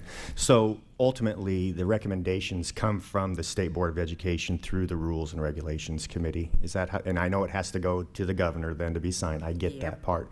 But it starts here with this board and the Committee of Rules and Regulations. Is that where the changes start? That's my understanding. I would add, it probably starts with all the practitioners and all those. So I think what Brad's saying is we're bringing those things, kind of the stakeholder engagement, and then we'll bring that to the board. So Right. yeah, I think. Yeah, I understand that. Yeah, You, once you gather yeah. your information, then ultimately it comes to the rules and regulations, then to the governor. Okay. Jacqueline? So I want to make sure we answer your question specifically. You asked if we had had that conversation about the length of time, and the short answer to that is no. The beginning of the conversation that we started was to ask Brad to bring back some options of what we could do or what that looks like other places, and potentially what has been successful in other states who may have got rid of this requirement. How did they do that? And so this presentation was the first response to that request. As far as the committee structure, that's and how this would happen, I guess I see it kind of two different ways. Okay, one thing that will likely happen, I believe, in January, is we would have new committee chairs for each committee. And I think part of what was envisioned when we went to the new committee structure is that that particular committee chair would work with the board, work with the president, work with the commissioner to determine what would be the priorities for that committee for the year. And so let's say when we have a new chair of the Rules and Regs Committee, they say, this committee's priority this year is going to be to work on changing this rule, then that chair would guide what that looks like. We've also started to talk about in the Rules and Regulations Committee, when the committee and the board wants to have a say-so in the rules that are promulgated and the changes that are promulgated. So how we change a rule is kind of outlined by the AG's office, statute, et cetera. And what was happening prior was that the board would not even get to weigh in on that rule change until after it had been put out to the public for public comment, which we as a committee thought was too late in the process, right? We as a board need to be we need to be a part of the process sooner. And so we've kind of started and so still a new committee structure, but started the conversation of when does that come to this committee and when does it come to the board? And I think if I were kind of looking into the future, starting in January, when we have a new committee chair, this would be a priority of that committee, and then they would walk through what the next steps are for that year, or outline, this is what my expectations are going to be for staff to bring back to the committee. This is the stakeholders that we want to meet with to talk about this, and this is the date by which I want a proposed regulation to bring to the full board to vote on, to then be able to take to the public. So that's kind of what I see as happening, but we are not as far along in the process as what you asked. But I think that there's a lot of opportunity within the next month to kind of start charting out that plan. Any other questions or comments? Okay, thank you, everyone. Agenda item 7 and 7.1. Chair Patty Gubels, please provide a report from the Ad Hoc Committee on the Board Policy Manual revision. Thank you, Madam President. The Ad Hoc Committee on Board Policy Reference Manual Revision has not met since our November board meeting. However, we have been communicating via email. And just a reminder, the members of that Ad Hoc Committee are Kirk Penner, Ryan Four, Maureen Nichols, and me. The committee had asked for feedback from any board members following our work session that we held in November. We did not get feedback about any concerns or proposed changes to the bylaws, the board operational policies, or the agency management policies. Approval of the revised structure and bylaws and policies obviously is on the agenda as an action item for today's meeting. Since our November work session, a legal, technical, and style review was conducted on both the proposed bylaws and policies. The final versions of the bylaws, the board operational policies, and the agency management policies, as I hope you saw, are posted in Spark under agenda item 7.1.a. I hope that you've had an opportunity to look through those. And just kind of as a setup for that, the wording changes from the existing bylaws and policies are underlined.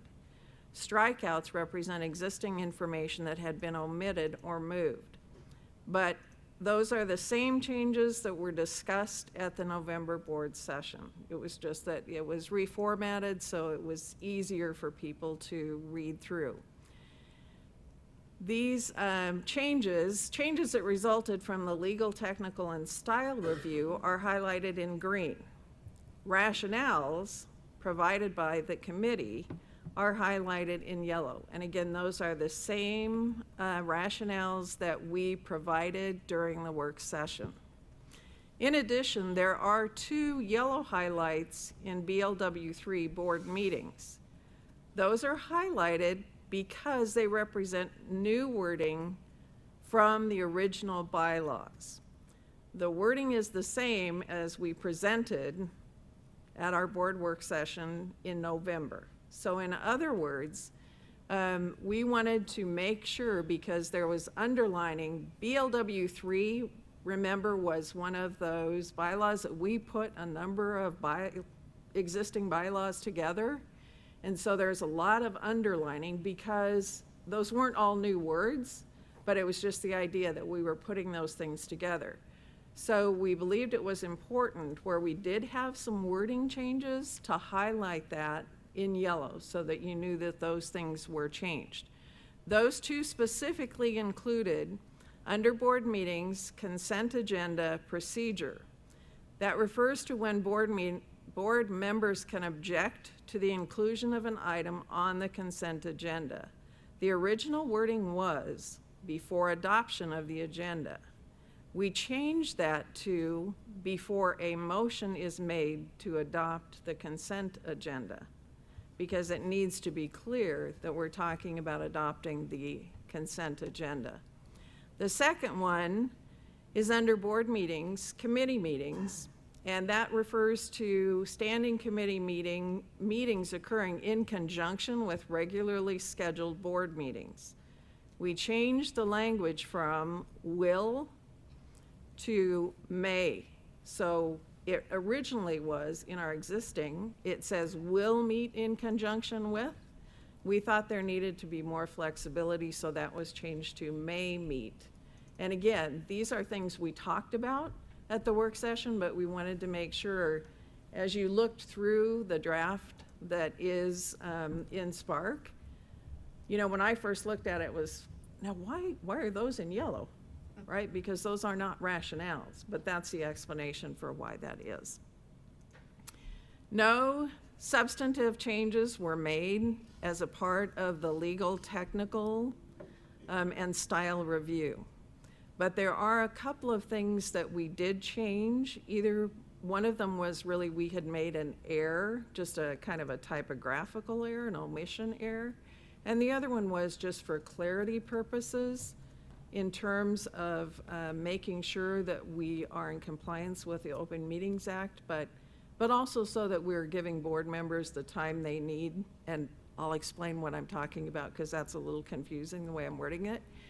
But the error corrections, as I refer to them, are as follows. Under board meetings, consent agenda procedure, it says the consent agenda will be moved with discussion, right? That's what our draft says. That is not what the existing policy says, right? As Patsy stated today, you don't have discussion. So we needed to insert the word back in there, out, without discussion. So that was just an omission error, a mistake when we were typing that up originally. Again, that's not a current change to the existing bylaw. It's just a mistake we made when I was typing. I'm sure it was me. Bylaw 3, board meetings, meeting agendas. The paragraph beginning, following the mailing of the agenda, non-emergency items may only be added as long as it says the request is made at least 24 hours prior to the meeting. We are changing that to following the mailing of the agenda, non-emergency items may only be added, the items may only be added at least 24 hours prior to the meeting. And that, we made that change because we want to again be consistent with Open Meetings Act, which states the agenda may not be altered later than 24 hours before the scheduled commencement of the meeting.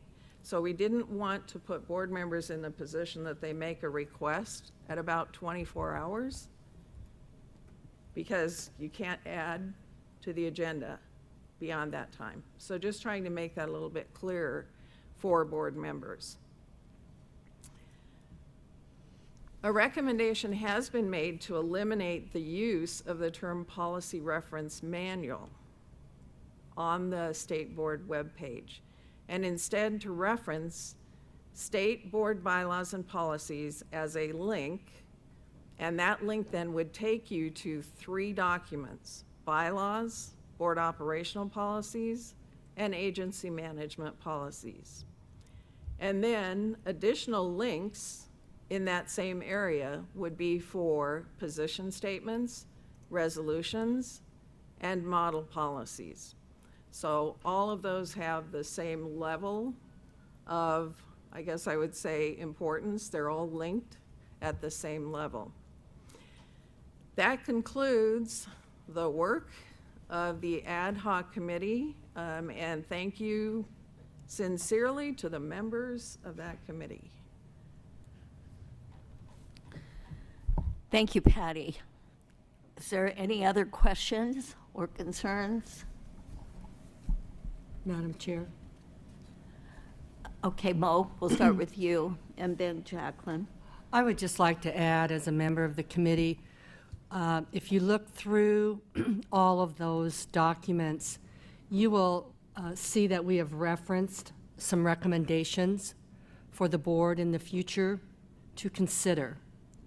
And I would very much encourage the new board members and the existing board members this next couple of months to really review those recommendations, because a lot of thought was put into that, especially as we reviewed documents from other states. We saw things that, this looks really good to incorporate.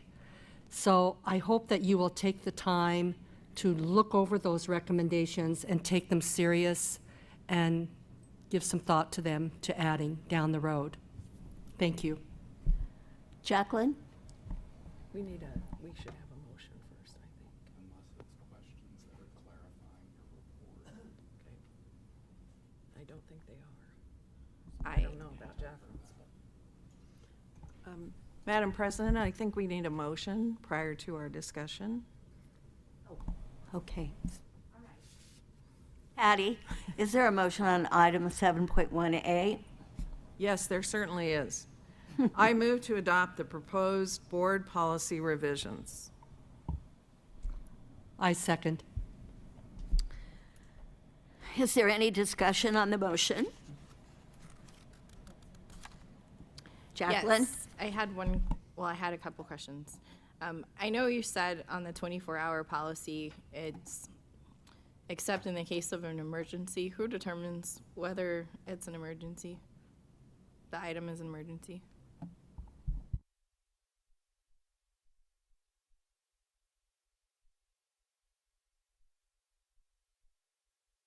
Question for me? No, that's a question for the committee. Okay. And it's not rhetorical, I'm being very serious. Okay. Because that determines whether or not something can come within a 24-hour period. And so a determination would have to be made of whether or not it's an emergency. So who makes that decision? So far, the president has made that decision. As far as the time period that I have been working.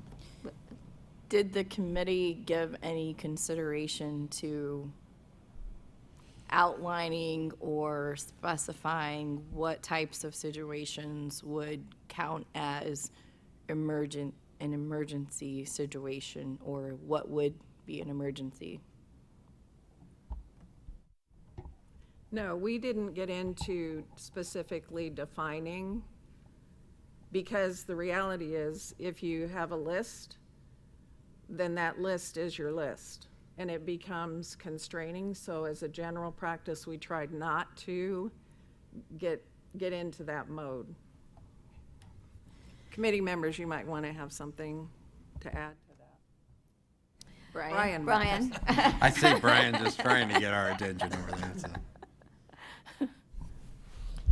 Good morning, Brian Halstead, Board Legal Counsel. The Open Meetings Act itself, enacted by the legislature, includes that language. The legislature has never further defined what emergency means. There are court cases that have come up that have, on the factual basis, ruled whether items were or weren't an emergency, and most of those court cases were about, sorry, that's not an emergency. I mean, so in the sense of it's a very narrow exception, the legislature recognizes that sometimes the events of human beings, things quickly happen for which you need to quickly act. An example would be if, in fact, a school district's building got struck by a tornado last night, the board could hold an emergency meeting the next day to authorize the superintendent to execute contracts and everything else to secure the facility so more damage is not done. That would be an example of an emergency, but it is almost always factually based as to what constitutes something for which you can't give advance notice to the public. You can't have an agenda out there for the public to see it. So I would concur with what the chair of the ad hoc committee, you can't really define emergency, because once you start down that list, you will leave out some factual situation no one contemplates. So I had one more question. Go ahead, Jacqueline. For bylaw 2, there had been some discussion about the board organizing itself, and my understanding is we're not required to organize ourselves annually. And so did your committee have any conversation about when we would, as a board, organize ourselves, whether that be annually, every other year? Was any thought or conversation had around that? And if so, could you just let me know? We did have conversation around that. And we kind of went back and forth. about whether we would indicate that we organize every year. If I'm recalling, and committee help me out, but if I'm recalling the conversation, part of it was traditionally we have organized every year. And so just kind of staying with what has been tradition, even though we're not required to do it. Part of the purpose of the bylaws is for practicality of what we do and what our rules are. So am I on base, committee? Things to add? Well, I would just add that I'm not sure we really felt it was our role to try to change anything at that time. That would be for the next board to do. So we were just trying to clarify what was already in place. Would that be your understanding, Patty and Kirk? And then, can I ask one more question, President? Yes. So as we move forward, Maureen, I know you mentioned that, can you hear me? Okay. I know you mentioned that you would suggest that the next board review some of these recommendations. Did your committee discuss where those conversations should happen? Well, they're listed under the different areas of the documents, what those recommendations are. You can read those. I think they're at the end of each one of the documents, aren't they, Patty? I don't have my copy in front of me. They were discussed at our work session in November. That's where they were included as documents. I'm not sure that they got posted because what we posted here was literally what we're revising. Okay. But our recommendation was our current policy, our current committee that deals with policy is the executive committee. So the recommendation was that we would hand those over to the executive committee as part of their policy development and revision role and say, here are things that we noticed that we would recommend you take a look at and consider. Deborah. Yeah, I just wanted to say thank you for your leadership, Patty, and for the committee members. And you did a very thorough job. It's going to help make us all more efficient in finding the information that we need to find. For those of you who weren't here last month in our work session, we did spend several hours going over it with a fine-tooth comb. I asked a million questions. I know I was very annoying, but in the end, I was very happy and grateful for the work that was done. And so, is there more things that we can do to fine tune? That's a discussion, for the next executive committee. So, thank you. Patty, is there a motion? She did the motion. Pardon me? The motion On was- 7 point, on, Motion, it was made. oh, it's already made. I'm sorry, I must be tired. Andrea, please call the roll. Penner, Yes. Nichols, Yes.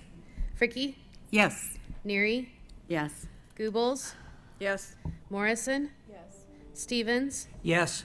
Kojons, Yes, 8 yes. the motion passed. Is there a motion on 7.2A, Patty? Okay, sorry, Jacqueline? I move the president, on behalf of the board, contract with McPherson and Jacobson to assist in the search for the next Commissioner of Education. Is there a second to this motion? I second. Is there any discussion on this motion? Kirk? All right. So my vote would be for the Nebraska Association of School Boards. I'm just telling you where I'm at right now. They know every superintendent in this state. They know every board in this state. They've helped hire a lot of the superintendents in this state, and they have the ability, and I know some are concerned in this room, maybe we need to go make sure we have a national search, and I understand that. I just think it is imperative, and I think the people and the superintendents that I talk to in my district are really geared toward grabbing somebody from Nebraska. Not saying that McPherson can't do that. I'm just saying that the more we start going outside of Nebraska, we need to look back to the Nebraska way and get some things done that way. And I come to you as somebody who's been hard on the Nebraska Association of School Boards. In fact, my last year on the Aurora School Board, I voted not to renew their contract. But they always responded and always listened to me, and they'd even come out to Aurora and talk to me about it. And so that, I know who's on that board. I know they understand education in Nebraska. It's a different animal than any other state, probably. And I just think that even though I've had my issues with them in time to time, they would be the best fit for this, and that's my choice of who I would like to be here. And when it's all said and done, and we choose our commissioner, whoever that may be, Nebraska Association of School Boards is still here. They're not going back. They're going to advocate for us. They're going to advocate for school boards. They're going to advocate for superintendents, and they're going to advocate for all our school districts from day one. So we have kind of a turnkey operation here to have a group locally in here in Nebraska to choose our next commissioner with a great understanding of the education in this state, and then be here for the next 10 or however long years the commissioner would be here. So that would be where my vote would be going. Thank you. Deborah. Yeah, I agree with you, Kirk. Twice now. But who's keeping score? I think it was, I just want to say kudos to our search committee, Patty as chair, Patsy, and Jacqueline. They gave us 3 exceptional vendors. The choices were really hard. There were strengths to all of them, as we all know. One of my considerations, just because of where I represent is, knowledge about the challenges of large urban centers and school districts, and so we're hiring someone that has to understand the needs of, large urban school districts, but also, all the needs across the state. And I feel like there's a role in all the discussions we had about the process that, and I mean, we haven't talked about this, and I'm probably speaking out of turn, but I believe there's a role for NASB in the process. You know what I mean? Like, they're a stakeholder group we definitely want to be listening to. And again, I hope I'm not speaking out of turn, but we want our stakeholder groups to be from all across the state. But anyway, yes, but I support the motion that we've put forward. Okay. For my sake, would you please read the motion again?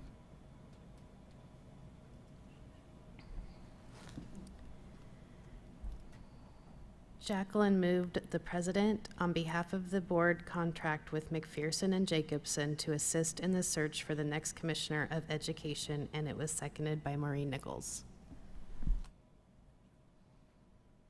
Okay. All right. Is there any more discussion? Yes. I forgot one of my points Oh, was okay. the Nebraska connection. All 3 of, well, at least 2 of the agencies that we interviewed had that Nebraska connection. My numbers are probably wrong, but it was my understanding that this firm, McPherson, has 17 consultants already that they're utilizing here in Nebraska, and one would be a part of the team helping us, individual from Blair, Nebraska, and then a former superintendent from Lincoln, Nebraska. And so I know that was an important part of the decision for all of us, that Nebraska piece was there. And I just feel like that piece is there with this firm. So, thank you. Any other questions or comments? Andrea, please call the roll. Goebbels, Abstain. Morrison, Yes. Penner, No. Nichols, Yes. Stevens, Yes. Neary, Yes. Kojons, Yes. Fricky. 6 yes, 1 no, 1 abstain. The motion passed.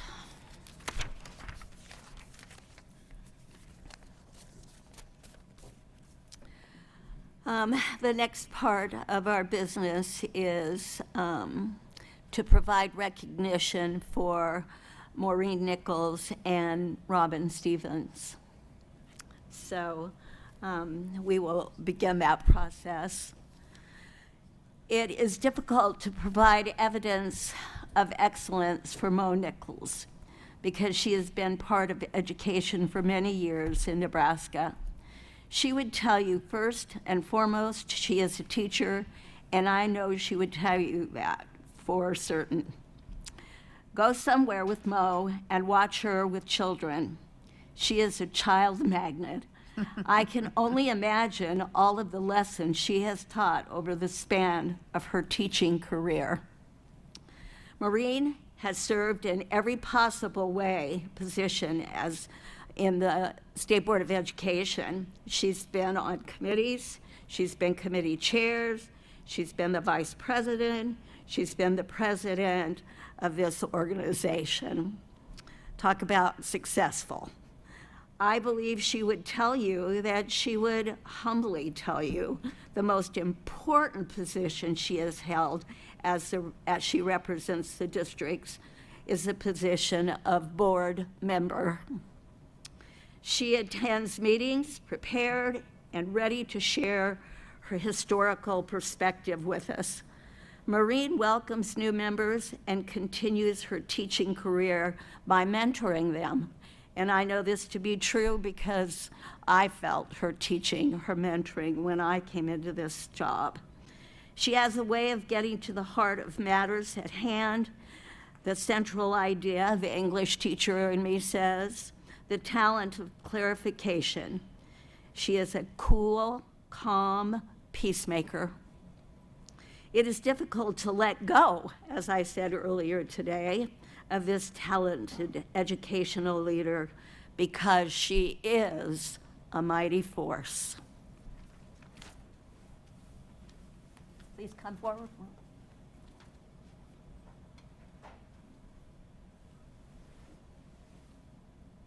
I present to you this gift from the Board of Education for your service throughout 12 years. Is it 8 years? 8 years. I'm going to make you laugh. 4 more. I'll offer you 4 more. Okay. Thank you so much for your service. Thank you.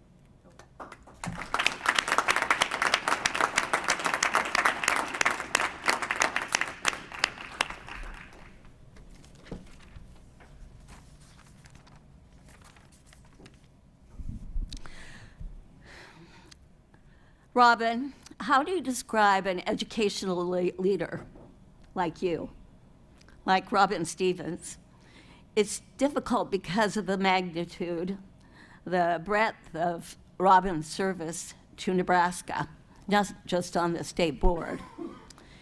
He has been a teacher, worked in a classroom, a teacher of social studies, a lover of history, and that played out today in this meeting when he said, I'm going to take a historical journey.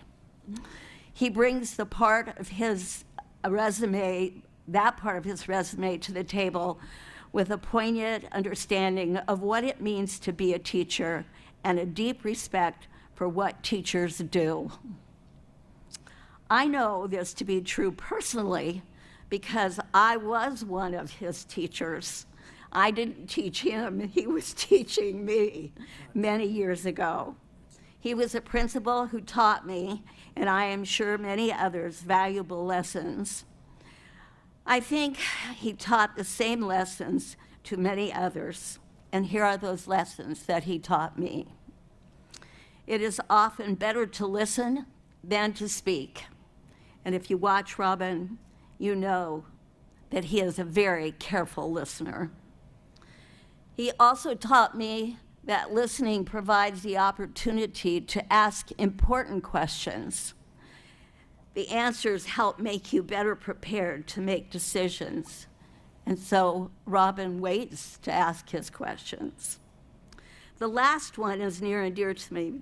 I believe Robin has learned this lesson himself many times. He taught me that if you choose to be a leader, it is often a lonely journey filled with criticism. It is a lesson that has prepared me for so many times in my life.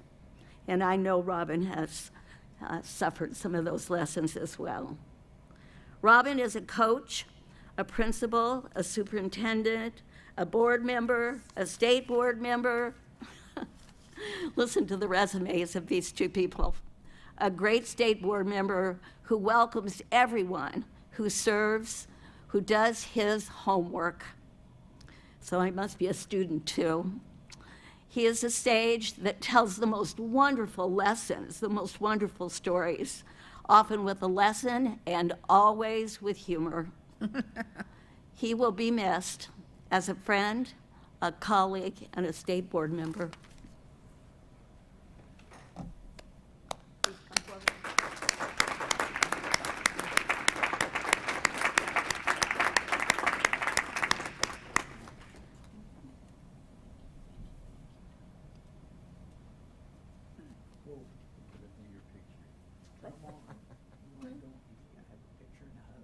You can always have a hug. All right.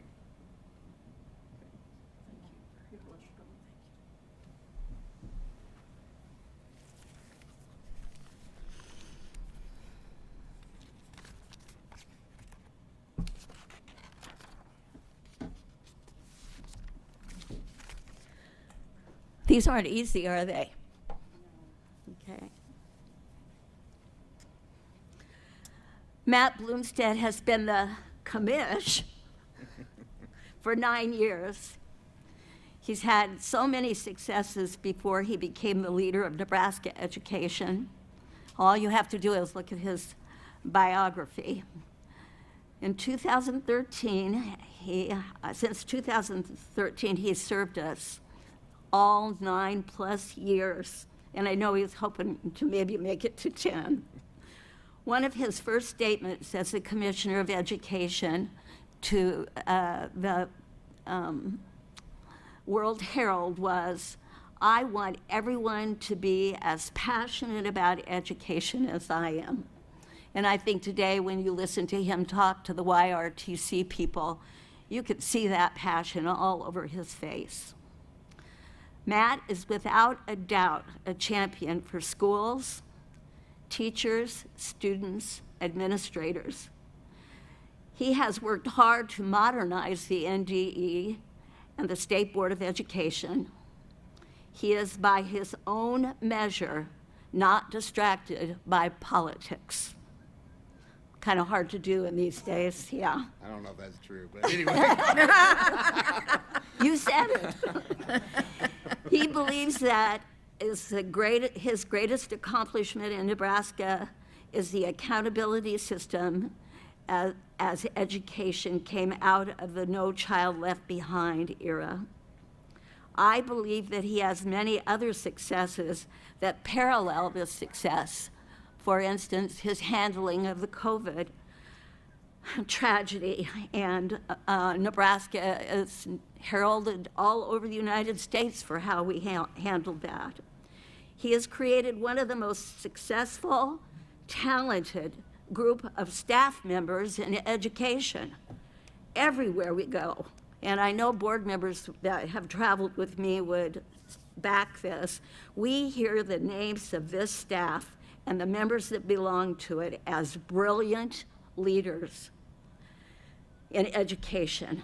We also hear that Nebraska is always on the cutting edge in education. Matt has helped many bills, write many bills and policy used in our legislature. He has worked closely with ESUs as the executive director of the Nebraska Educational Service Units. He has worked in the business world, been asked to speak in numerous situations across the United States, hundreds of times. He's honored over and over again for his work in succession, in education. Do I believe these honors are great?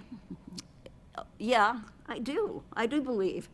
But I do not believe that they are the pinnacle of Matt Bloomstead's talents. Everyone knows Matt. Matt may not always, he may not always agree with them, and they may not always agree with him, but he wants to talk with them and meet them in the middle to find solutions. I heard him say one time that he was willing to meet a legislature in a field and bring lunch to the legislator so that they would have time to talk about an issue and come to an agreement. I think that's pretty special. I don't know if it happened, but the thought was more than worth it. I believe his love for education came from his father, who served as a school board member in a tiny town, and his mother, who was one of the smartest people, according to him, he has ever known. And I think that's admirable that you admire your mother that much. This foundation has taken him to many places, from a little tiny town in Nebraska to be our commish the last 9 years. We have all been grateful to him and respect so many of his qualities. He has provided for Nebraska education so well. What I like most about Matt Bloomstead is that he can make me laugh across a crowded room without anyone else knowing it. Congratulations.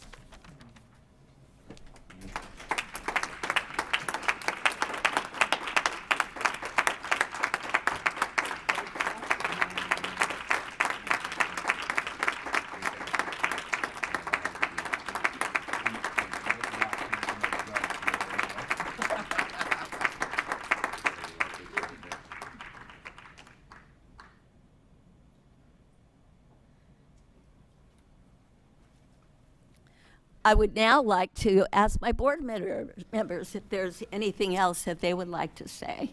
I'm sure I missed some things along the way. Do you want to? I just want to say that life is not about a destination. It's about a journey. And the last 8 years working with this Board of Education has been a complete joy.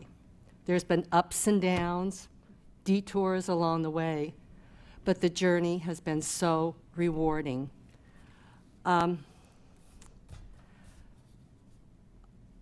just encourage this board to always, we know that as policymakers, the power of education is the great equalizer, not just in Nebraska, but all of America. And that this must be this state board's continued mantra and goal for the future to represent all students. And when I say all students, all means all. I love the quote by Helen Keller, "Alone we can do so little, but together we can do so much." And I just want to say, I've worked with wonderful board members over these years. We didn't always agree, but we walked away from the table with great respect. Patrick McPherson, the late Patrick McPherson, Molly O'Halloran, Patricia Tim, Rachel Wise, and John Witzel. I don't think I missed anybody there. They helped empower me along the way. They were mentors, and I just so appreciated their past work. And I just finally want to say thank you for being a passenger on my train of life. Thank you.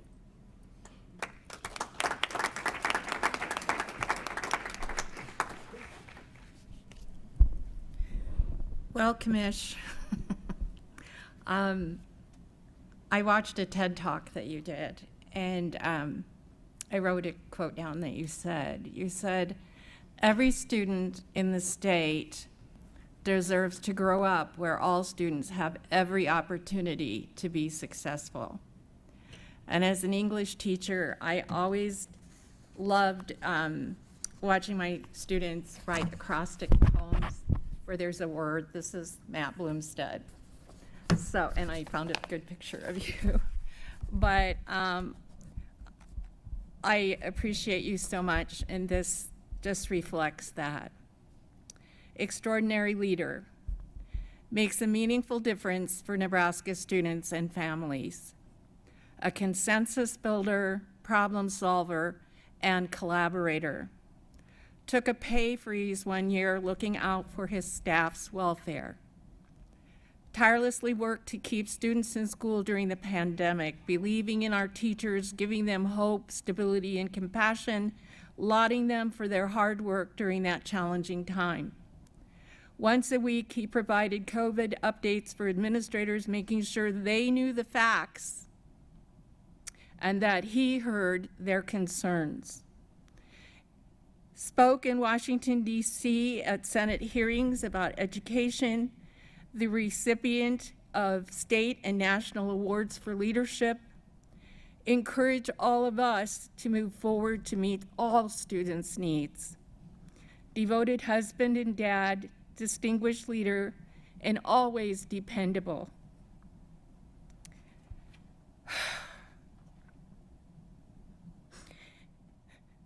Thank you for teaching me how to be a better board member. I'll treasure the time we shared the past 6 years, and I trust you'll continue making positive difference in education. Thank you.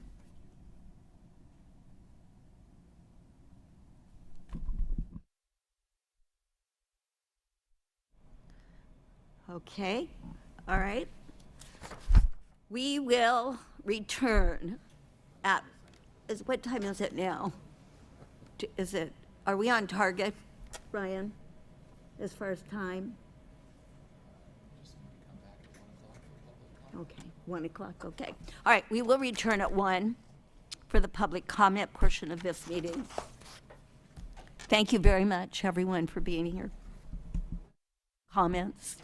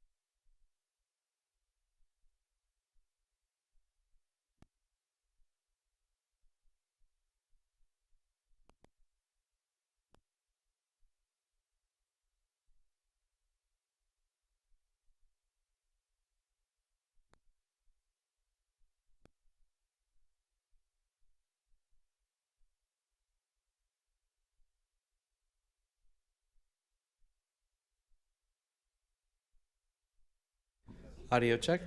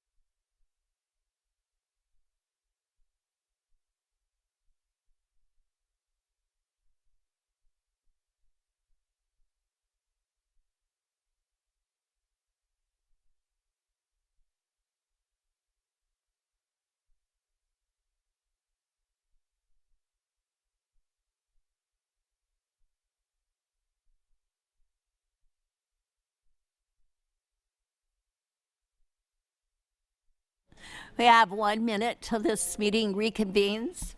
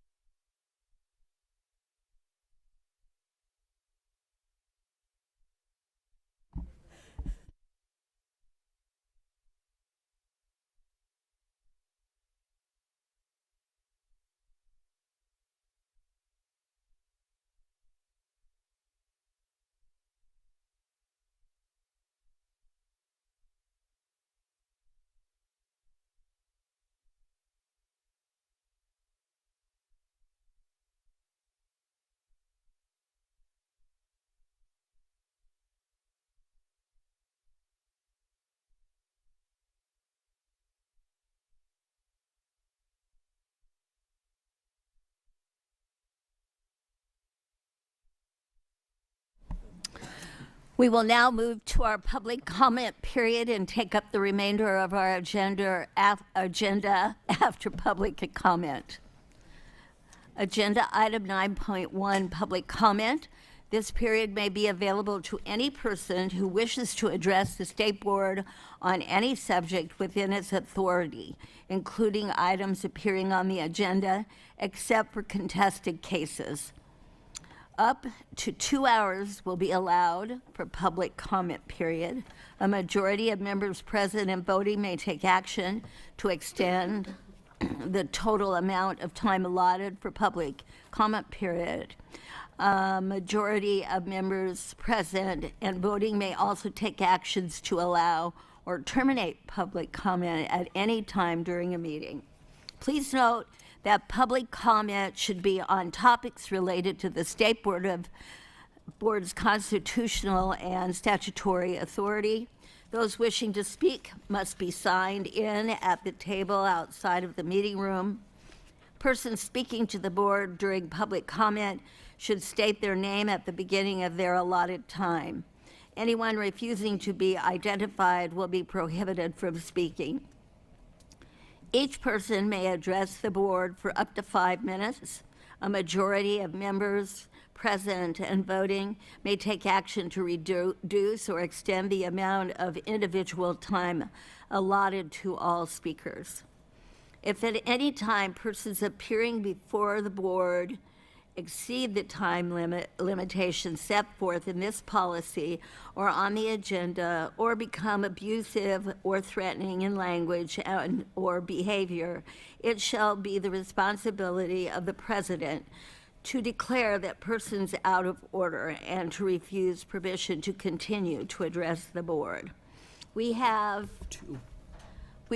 two persons that have applied for public comment or filled out public comment cards, and so we will begin. Heather Schmidt.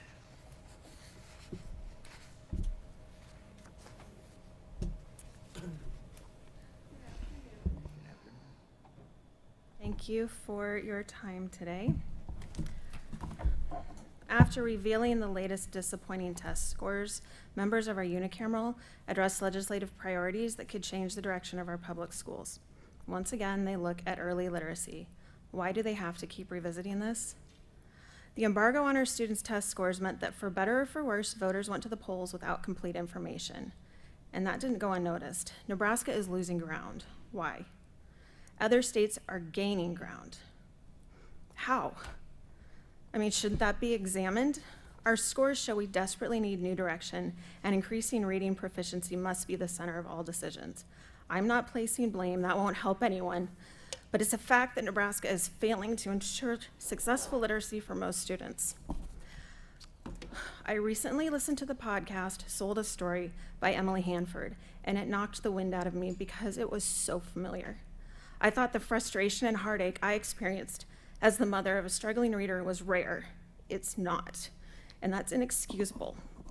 Our journey started 9 years ago, and in spite of science, data, and the sharing of lived experiences, Nebraska still isn't getting it right. 9 years. This is why we've enrolled our youngest child, who is 4, in private school. not because of some dark money conspiracy, but because she can't afford to wait on politics to learn to read. Reading is a civil right. It is the cornerstone for freedom. The most important thing schools can do is teach all children to read. If that isn't done, how can we trust you?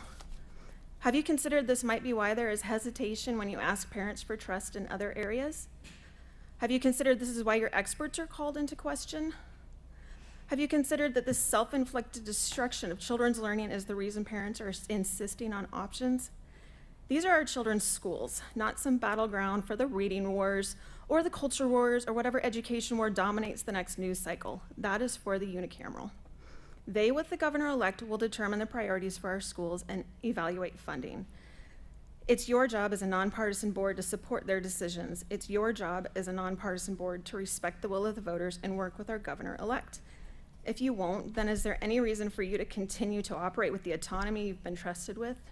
If you won't, then maybe Nebraska should look at how other states govern their schools and restructure the governance of ours. There's a lot that needs to be done for K-12 education in Nebraska. There's a lot of money to be spent catching students up from loss of learning due to the pandemic mitigation strategies. President Biden released clear guidance about funding support for parents to help their children just last month. What will that look like for Nebraska? So much of our government will seat new members next year. These are some of the so many reasons to let the dust settle, wait for direction, and postpone this search process. There isn't any reason to rush. You have experienced and qualified staff who know the systems already in place. They know our teachers and what they need for classroom support now. They have been listening to and helping parents for years. They can keep things running and probably make improvements. I'm sure they have good ideas. This decision will matter to all of Nebraska. Please take your time and thoughtfully consider what we need in leadership. Please spend some time and look critically at what we've been doing and what should be changed. And please make literacy first. There is a lot at stake. I wanted to address you last month. However, public comment wasn't scheduled. You announced the search firm shortlist and have voted without any room for public comment between the two events. You voted without all the members who will work with the firm. Do you realize how that makes voters feel? We were hopeful that unity and cooperation could be restored, and this is a terrible start. But I do want to thank you for your service. There is a lot of good going on in our schools. It's just years of frustration, and I don't know how it's going to change. Thank you, Heather. Dr. D. Tonak. Dr. D. Tonak, Lincoln retired. On behalf of Nebraska retired educators, I would like to say a very big thank you to all of you. Those of you sitting around the table, those of you behind me, a few are still there working with the Department of Education, the new ones about to come on board, the few of you, the three of you that are going on to new adventures, even retired, there are new adventures out there. A big thank you. We retired are anxious to help where we can.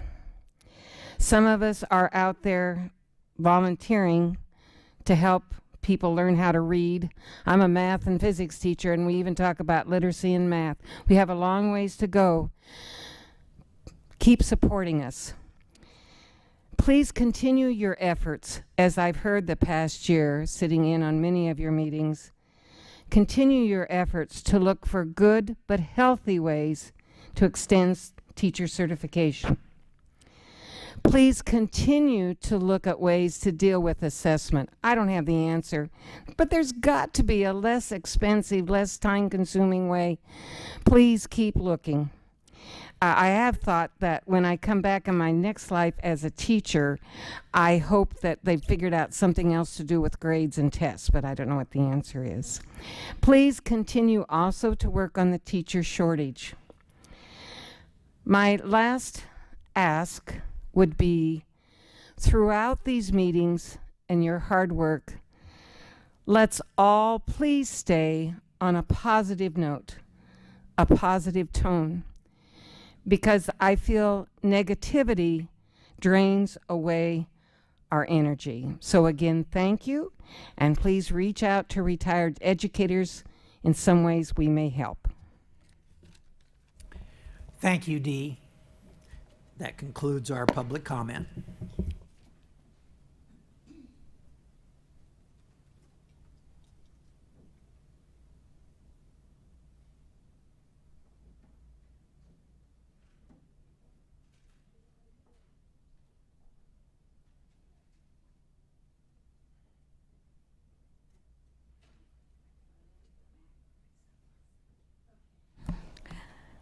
Item 9.2, submitted written public comments are attached in the electronic meeting agenda for the board and the public to review.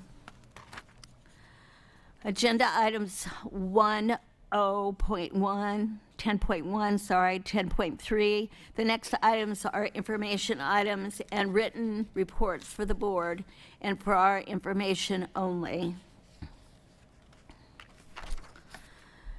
Agenda item 11, this section of the agenda is intended for board members to offer informal observations of the work of the state board. Board members may make brief announcements about attendance at future events for the purpose of informing the board members. No business or motions or suggested actions of the board may be offered at this point in the agenda. Nor should board members engage in substantive discussion about other agenda items or introduce any new agenda items. Does anybody have anything for the good of the order? Silence. Agenda item 12. Thank you for those who attended in person and who tuned in to the broadcast. The next meetings of the State Board of Education are scheduled for January 5th and 6th, 2023 in Lincoln, Nebraska. The December 2nd, 2022 State Board meeting is now adjourned. And if you're going to celebrate with the three people that are leaving us, the address